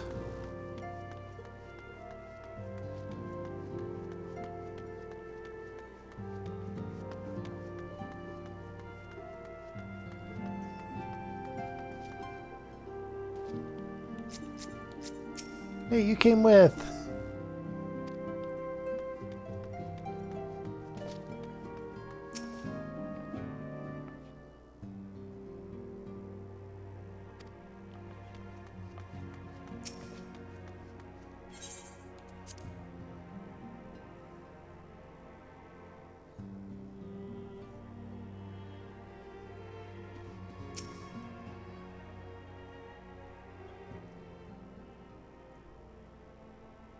Tis no use.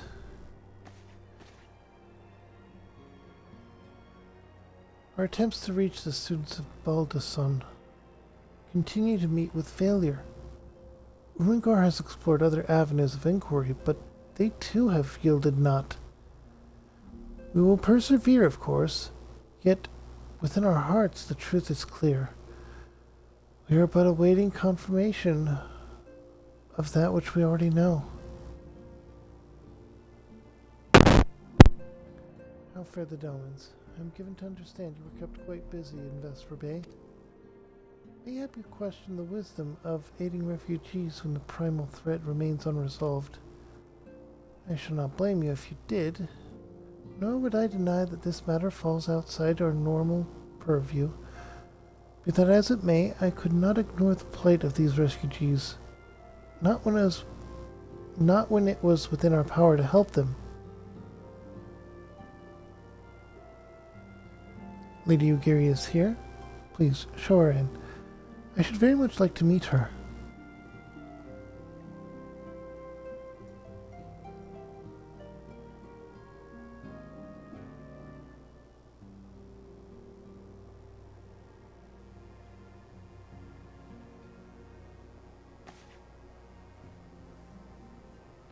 We have no objections.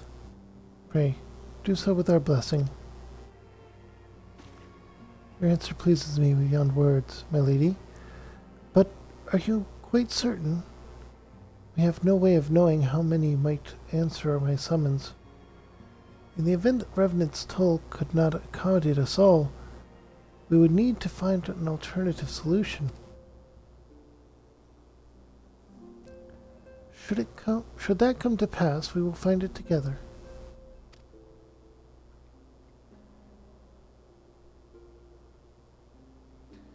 As ever, it has been a pleasure, Incident.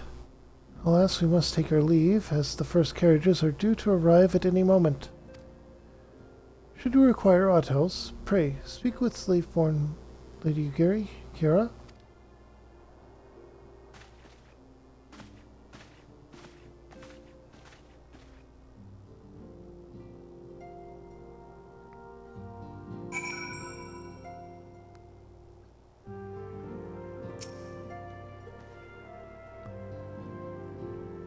Lamin and I will make all the necessary preparations to ensure that our Daman friends feel at home upon their arrival. Though I must admit, I am still troubled about the matter of the missing crystals. Istola should be returning anon with a report from a field. Mayhap you could wait here and speak with her upon our arrival.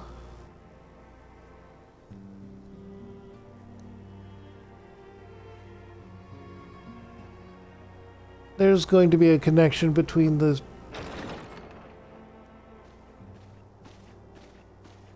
two incidents here. How goes the fishing? Caught anything slippery? Aye. Our suspicions were well founded. The Serpent Reavers are indeed the culprits. The plot thickens. Has there been any movement in Thanalan? It has been blessedly quiet.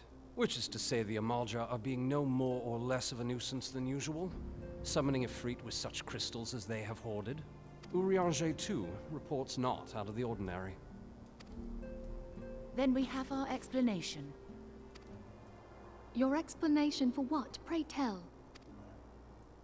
For the recent spate of crystal thefts in Thanalan, we naturally assumed that the trail would lead us back to the Amalja, yet it did not. It led us across the sea unto Vilbrand. Vilbrand? There have been reports of increased Sahagin activity of late. Leviathan? Oh gods. They mean to summon Leviathan? That is the way of it, I fear. Whilst conducting our investigation on behalf of the mineral concern, we came upon evidence implicating the Serpent Reavers. With the aid of the Maelstrom, I was able to verify our suspicions. 'Tis only a matter of time before Leviathan returns to harrow the seas. Oh boy. But there is more. One of the Sahagin, an elder by my judgment, spoke of attaining the gift and knowledge of eternity.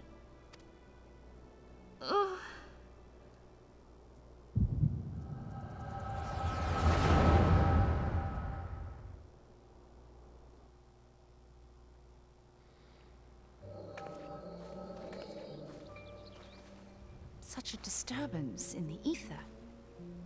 If I did not know better, I should think this device defective.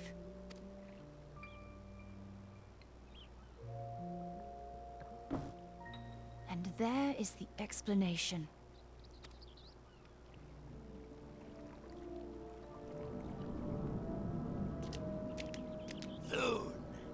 Soon it shall begin.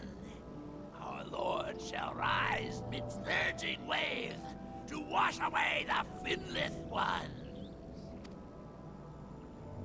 And I shall be granted the gift and knowledge of eternity, and with the emissary stand equal.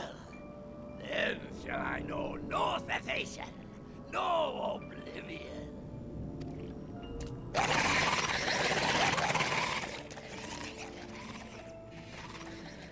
Whence comes this promise of immortality? The emissary? We have outstayed our welcome.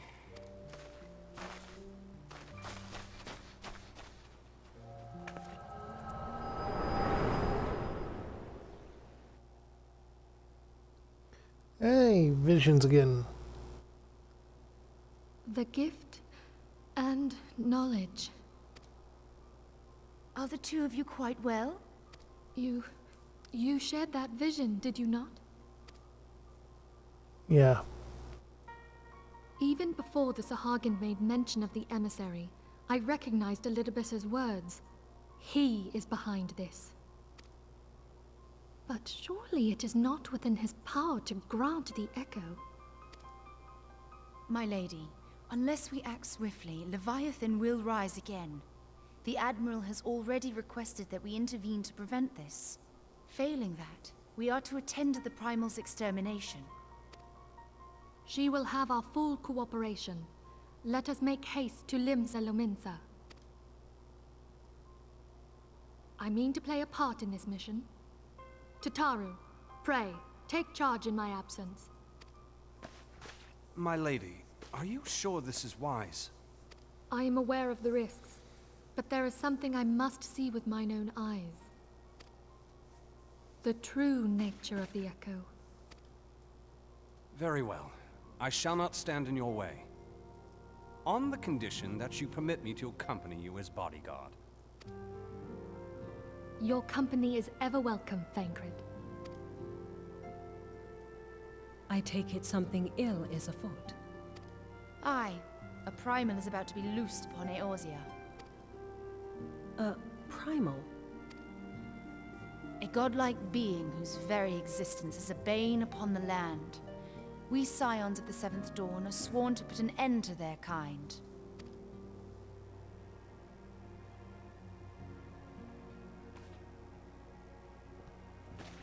I see. Know then that I am learned in the arts of war. In return for the kindness you have shown my people, I would lend you my blade. Oh? It would be most welcome. When contending with a Primal, one can never have too many able allies. If you crave a more intimate understanding of the problems facing Eorzea, this experience is like to provide it. Be sure to come well prepared.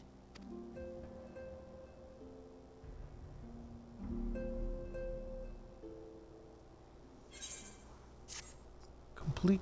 Quest complete. We are near the end of the stream, too.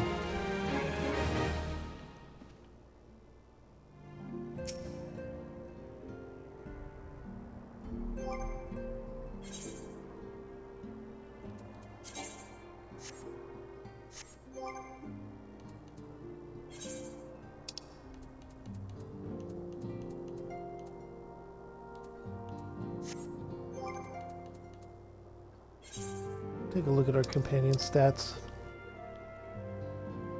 Now, I did learn that you can get it above rank 10, but you need special onions that you don't have access to yet. Casting. or healing? I guess we'll go with healing.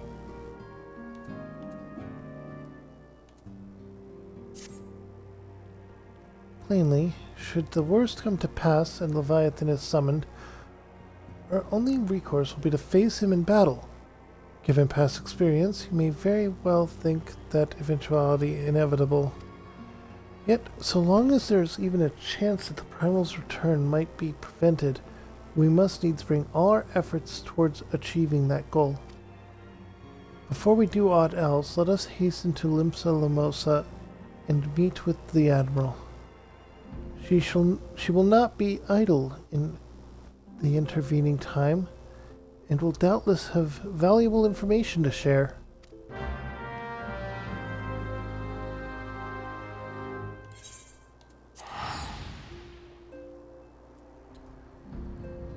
Now, as for getting to Limsa Lamosa, I had set that as my home base because, oddly enough, of the 4 classes that tied for the next set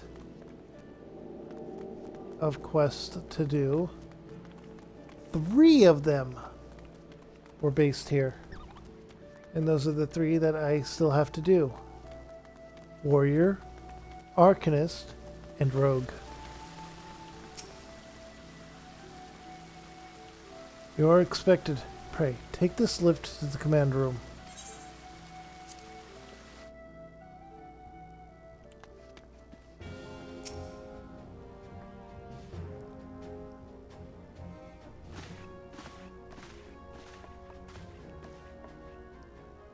Welcome, friends. I take it Yustola has appraised you of the situation. Let us waste no time then. According to our best intelligence, the Sahagin have not crystals enough to summon their god. Alas, we did not count on the Serpent Reavers venturing as far as Thalen to supplement their cache. For our short-sightedness, we are faced with the grim prospect of Leviathan's imminent return.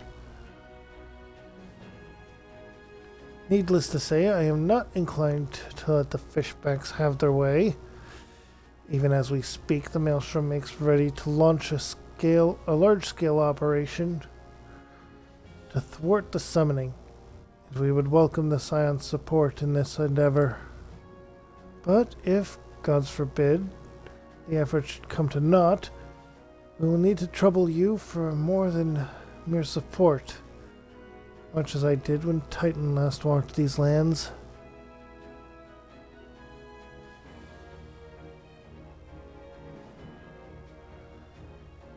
Lady Minfilia, I am given to understand that you mean to accompany our soldiers to the front lines. I can only assume you have sound reason for doing so. I do, Admiral. But I would rather not be drawn into their nature. On their nature. I will say only that there is something I would see with mine own eyes. Is that so? Well, I'm not so stubborn as to deny the wish of those whose aid I require. But precautions must be taken. I shall require that you remain by my side at all times. With that settled, let us speak of the operation. Kiara, Maelstrom scouts are currently reconnoitering Sahuagin movements within the Seppa spawning grounds. Upon completing their mission, they will return to the operations staging point at Camp Skull Valley.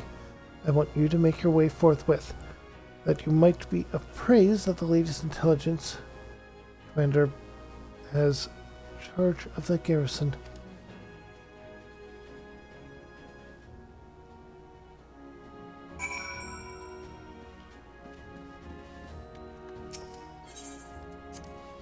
Leave the command room.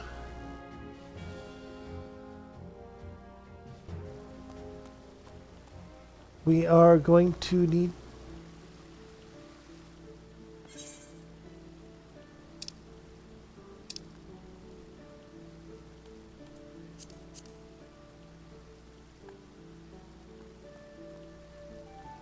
Okay, I can see where we go. And Middle Limosa is that way.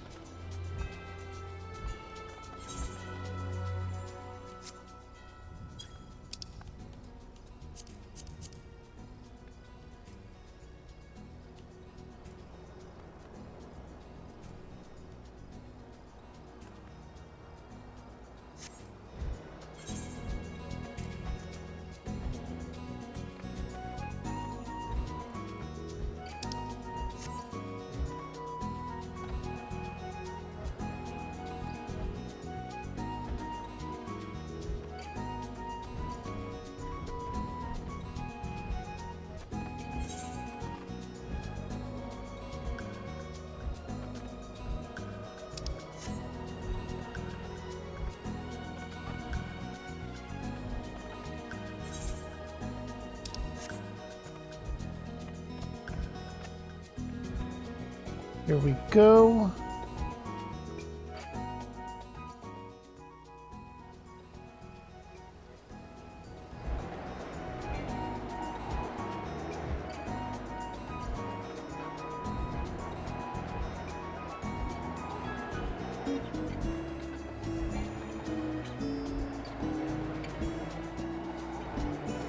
Here we go.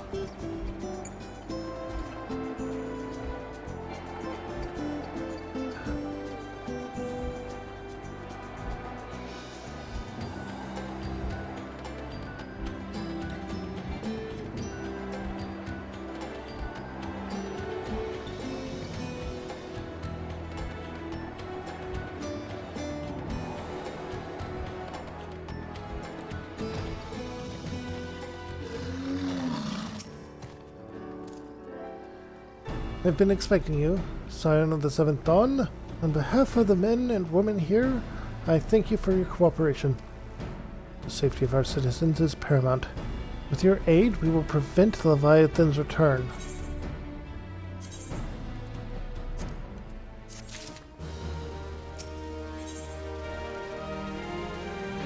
Let's see.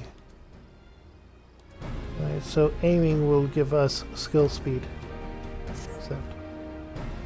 As you may already know, Maelstrom scouts have been dispatched to reconnoiter the Sepa spawning grounds. Though it pains me to admit it, the Maelstrom has never faced a foe like the likes of this before. We must proceed with all due caution. Among other things, they have orders to determine where Leviathan might emerge, assuming it comes to that. And yet, the return is long overdue. I fear that ill may have befallen them. For better or worse, we must ascertain their fate.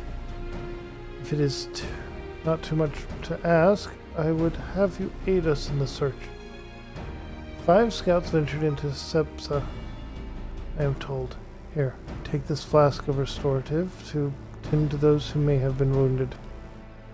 Though it pains me to even consider the notion, if they have perished, circumstances permitting, I ask you to recover their bodies. By no means venture too deep into enemy territory, however. We can ill afford to lose you at this juncture.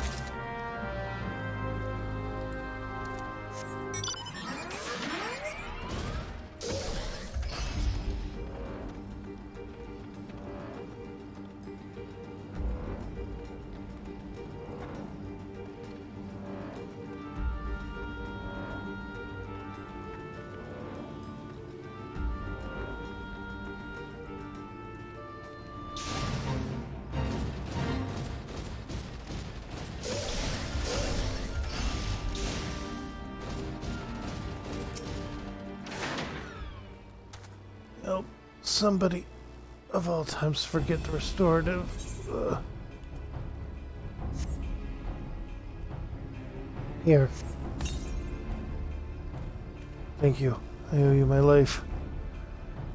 We were ambushed by the Serpent Reavers. Lightly armed as we were, we didn't stand a chance. I was able to flee this far. The others were captured. They were taken to the Serpent's Tongue, I'm afraid. I'm certain of it. I could make my own way back to the camp, but I fear the worst for my comrades. Save them, I beg you.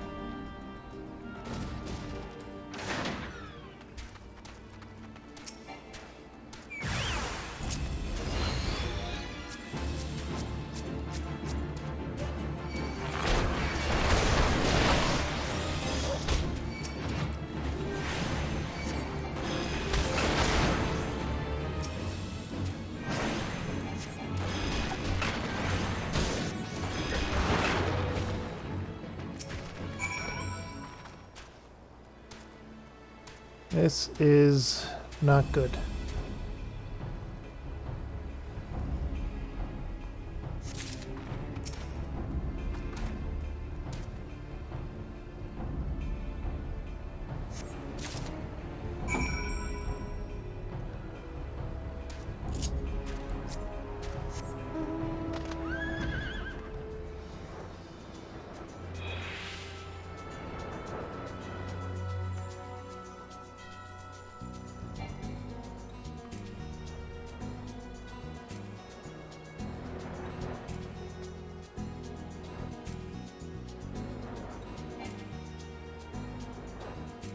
Okay. Well, on the bright side, one of them did survive.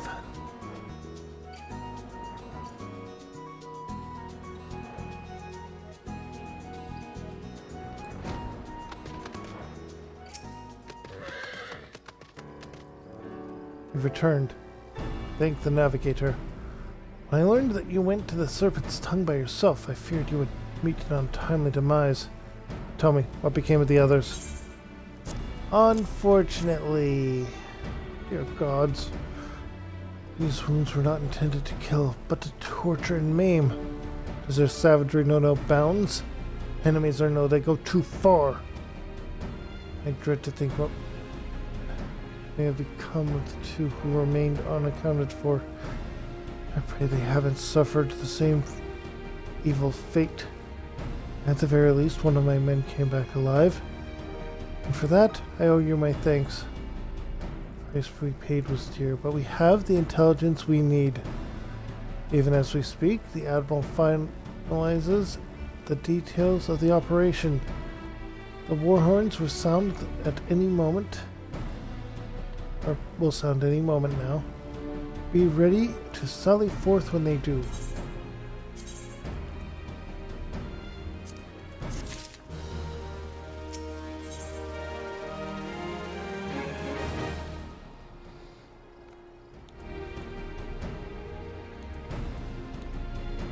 Yeah, it'll be a bracelet of healing.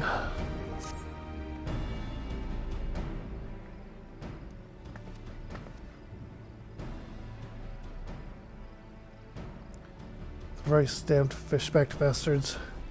I'll kill them slowly and then chase their rotten souls through the seven hells.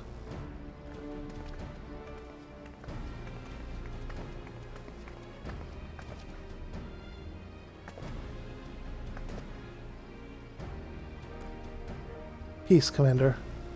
We are here for the purpose, with a purpose, and vengeance is not it. I want your mind on the task at hand. Savvy? My apologies, Admiral. You may count on me to keep a clear head. Good.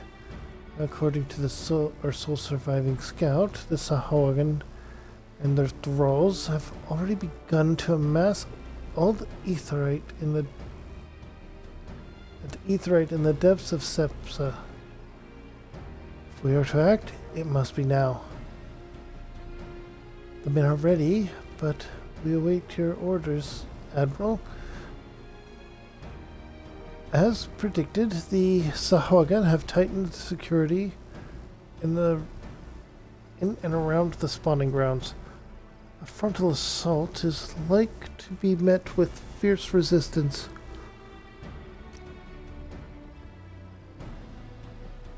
But we are not so artless as that, Commander. We should divide our forces and strike them hard and fast at key locations. Remember, our ultimate objective is to take the Sepsa Aetherite and eliminate the Sahuagin priest presiding over the summoning. We are not here to kill them all.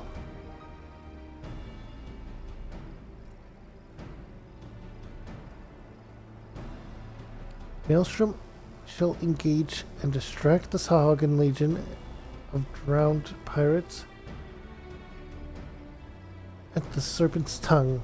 Commander, you have charge over this effort. Be mindful that the lay of the land there is devilish for attacking forces. Let the foreign levy spearhead the assault and have subsequent units fan out to cover their flanks. At the self-same moment, a diversionary squadron formed of galleons from the Crimson Fleet shall harry the enemy from offshore. And likewise, we Scions shall form smaller units in hopes of confusing the Sahuagin defensive effort. Kiara and Yasola, you two are to make your way to the site of the summoning ritual. The Admiral's diversion should serve to thin the enemy defenses, rendering your path there less perilous. A small party, I believe, should be able to win through without drawing unwanted attention.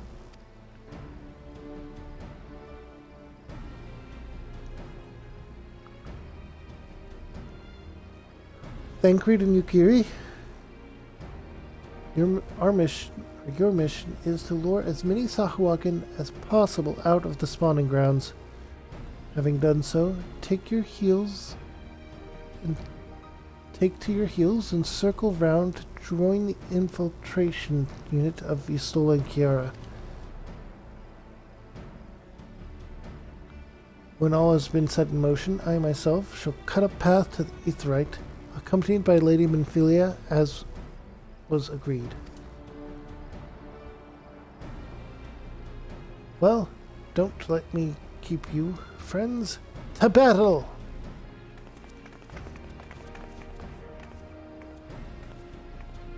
When last did we fight side by side, Kiara? Too long ago, I warrant. But come, let us away.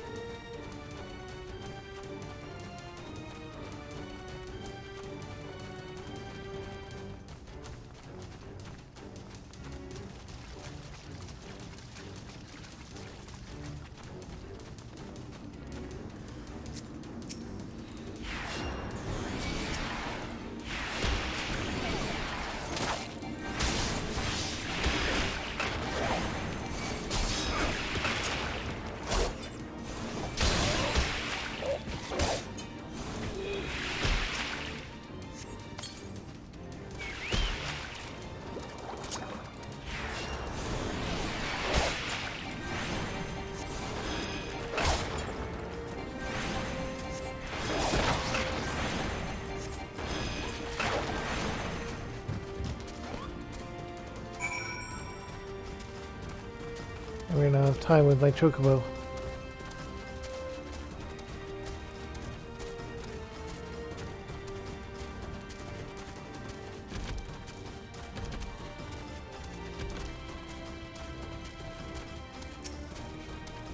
You okay?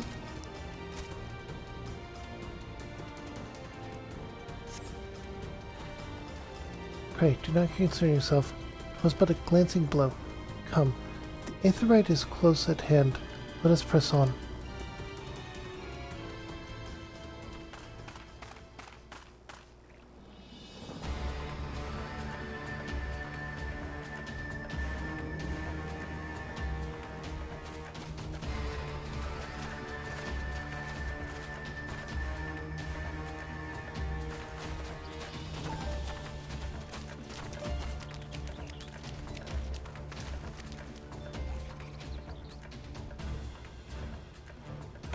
Damn them.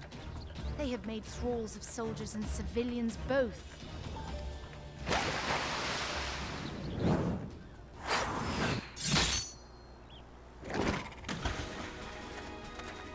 Did I miss much?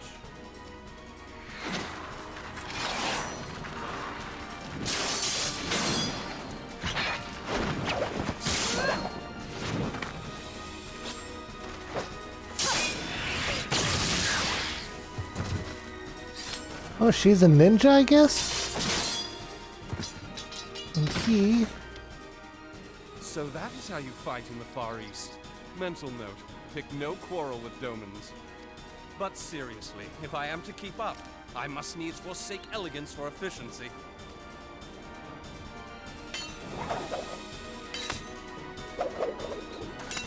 is rogue.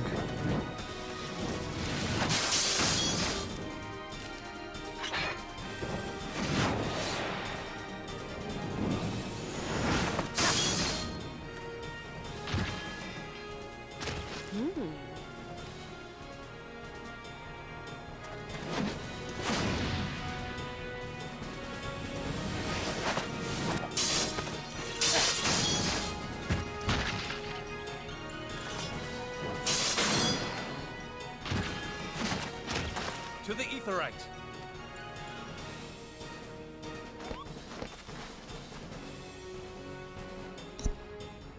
The Aetherite indeed.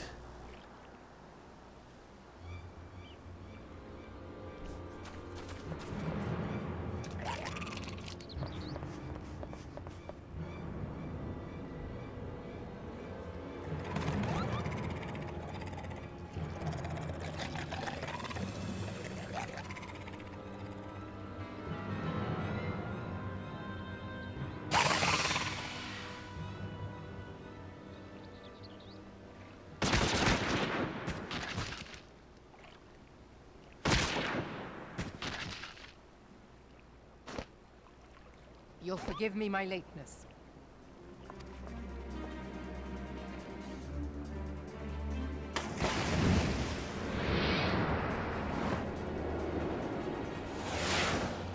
I believe she falls into the Mechanist class.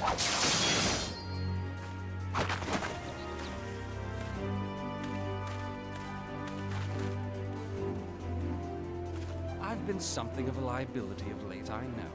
'Tis high time I set about making amends.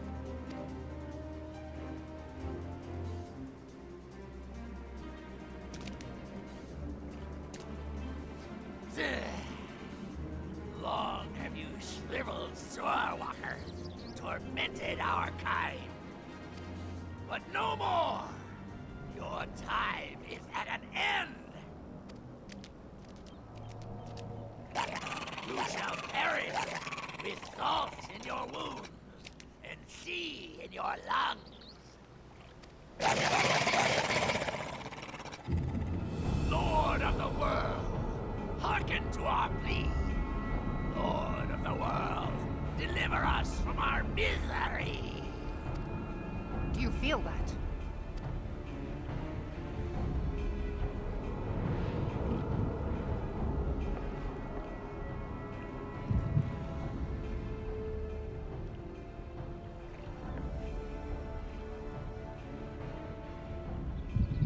I know this sensation. It's the echo. What?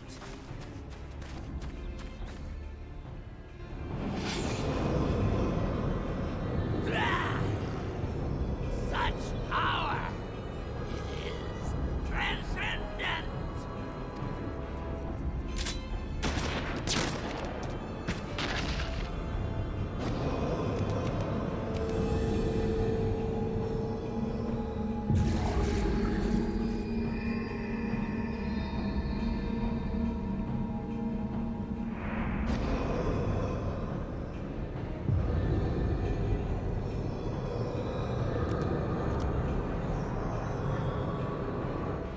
Seven hells. Strike me down if you will. It is futile. I have mastered the gift. I am eternal. Oh, mighty Leviathan, ruler of the seas, born of waters primordial, I offer unto you this frail flesh, that you might grant your faithful servants deliverance. I beseech you, come forth! Here we go. Die, damn you!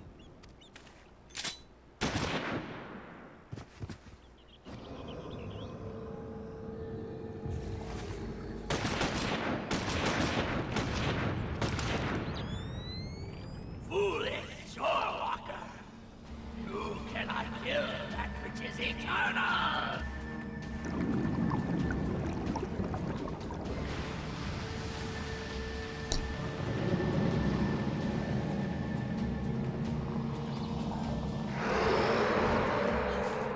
Heavens forfend.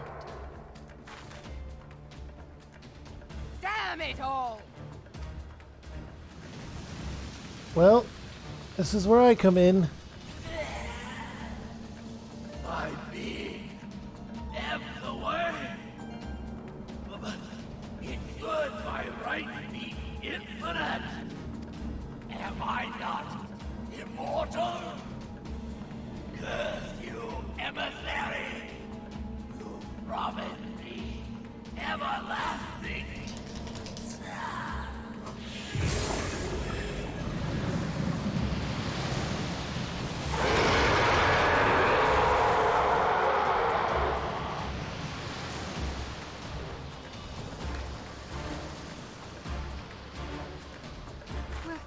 Where did he go?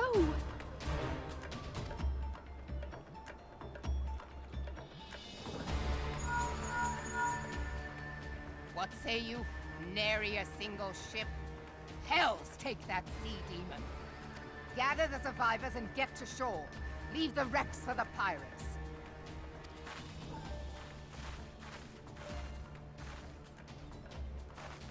Leviathan wastes no time. The diversionary squadron is lost. For a mercy, 'twould seem the Primal now makes for open sea. But why does he not press his advantage? Unless... God save us. He means to unleash a tidal wave.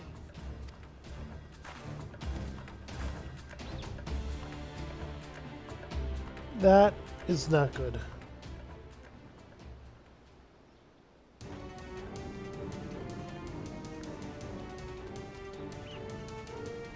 Let's complete this quest. Understand, I speak of no normal wall of water. That which Leviathan makes ready to conjure carries more destructive power than aught seen in nature. Enough to raise an entire coastal settlement. If his last attempt is any guide, we cannot suffer history to be repeated. Yet I know the yet how in the seven hells are we to prevent it?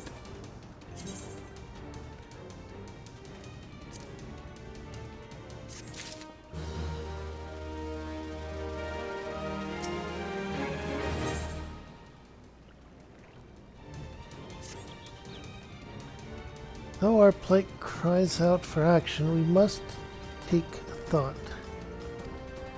So long as Leviathan remains an open sea, he's effectively beyond our reach. Our fleet is second to none, of that you can be sure. But Lamayan herself would struggle to best the Lord of the World in his element. In a straight fight, he would make meet and match one of us. We need another plan. That much is plain.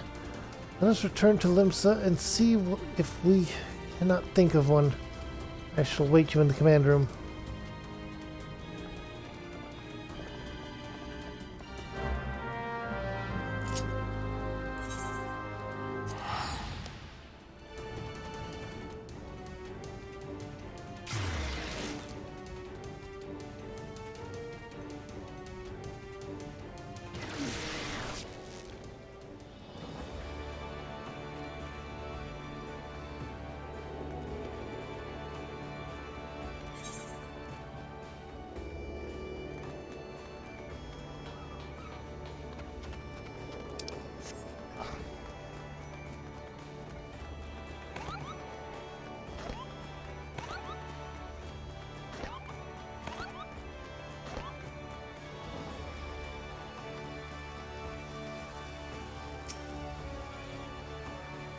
You're expected in the command room.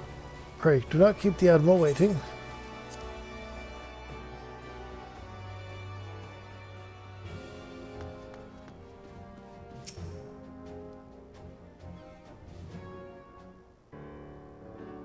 There used to be a hamlet beyond South Tidegate in western Lanosha. Hearthstone it was called. Some years prior to the Maelstrom's founding, Leviathan rose from the briny depths and set about unleashing watery hell upon us. On that occasion, the Company of Heroes put him down before he could do too much damage. But when the bastard came next, this time in the wake of the calamity, we were not so fortunate.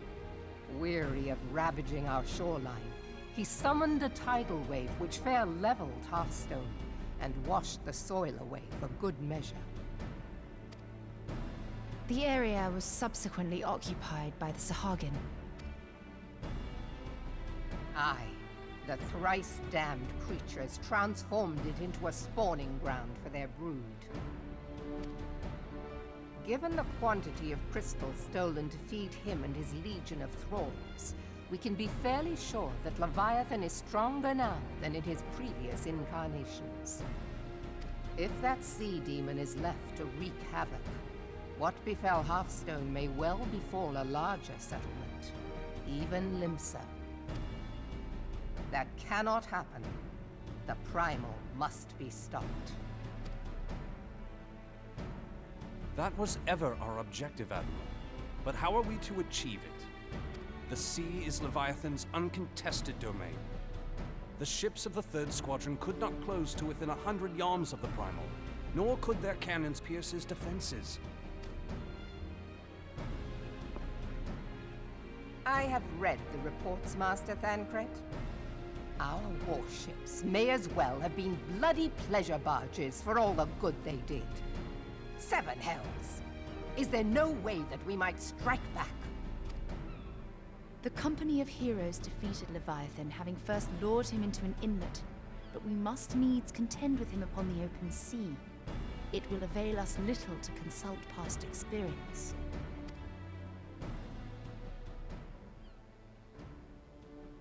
Admiral, if I may. Speak freely, Marshal. By all accounts, Leviathan's most formidable weapon is the very sea itself. Waves and whirlpools, tides and currents, all these things are his to command. The key to victory, I believe, lies in disarming our foe. This, in effect, is what the Company of Heroes achieved with their ruse.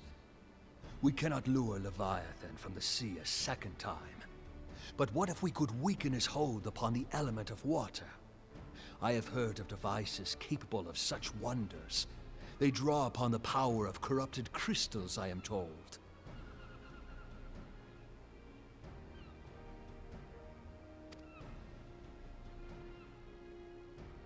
If mounted upon a ship, such a device might be used to prevent Leviathan from bringing the full force of the sea to bear against us, rendering him no more dangerous than any other sea serpent. Of course! Sid built a similar device to grant the Enterprise safe passage through Garuda's Tempest, did he not? Begging your pardon, my lady, but to give credit where it's due, this is something I heard from an old arcanist friend of mine. It makes little difference who thought of it first, so long as it works. Beg the specifications of this device from your friend, and I shall pass them on to our people at Naldic and Vermelis. But before we proceed any further, I would voice one concern. Piercing Garuda's defenses is one thing. Suppressing Leviathan's attacks, quite another. In matters of science, I am as a babbling babe, but I cannot well imagine that such a feat would be possible without a veritable mountain of corrupted crystals. The question being, do we have a ship big enough to bear such a burden? Mayhap not, Admiral, but two might. Recall you the tale of Mistbeard's greatest haul? It is said that he lashed two ships together, side by side, the better to bear his plunder. By your leave, we might attempt to repeat the trick. The gods know it would be quicker than building a new vessel. Mistbeard did this. Truly, Marshal, upon the subject of the Pirate King, you are as a scholar. Now, from what I have gleaned of these matters, the device will need to be in close and constant proximity to the target. To wit, we must lash our twin vessel to Leviathan. This in itself will be no small feat. Ramming speed will be required, but given the weight of the cargo, that will only be attainable with the aid of a towing vessel.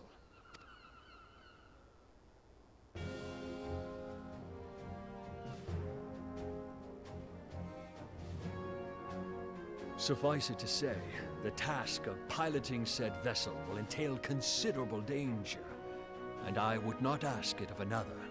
I volunteer myself. Twill be dangerous for all involved, but we have no better recourse. Very well.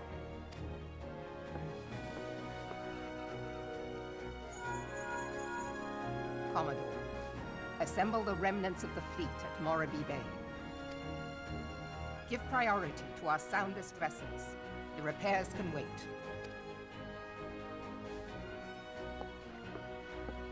Storm Marshal Slafierson, command of the operation is yours. I want that twin vessel ready to sail post-haste. At once, Admiral.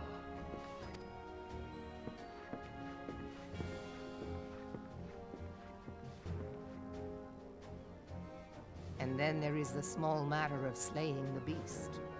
The fate of Limsa Lominsa rests upon your shoulders once again. Go well, Warrior of Light.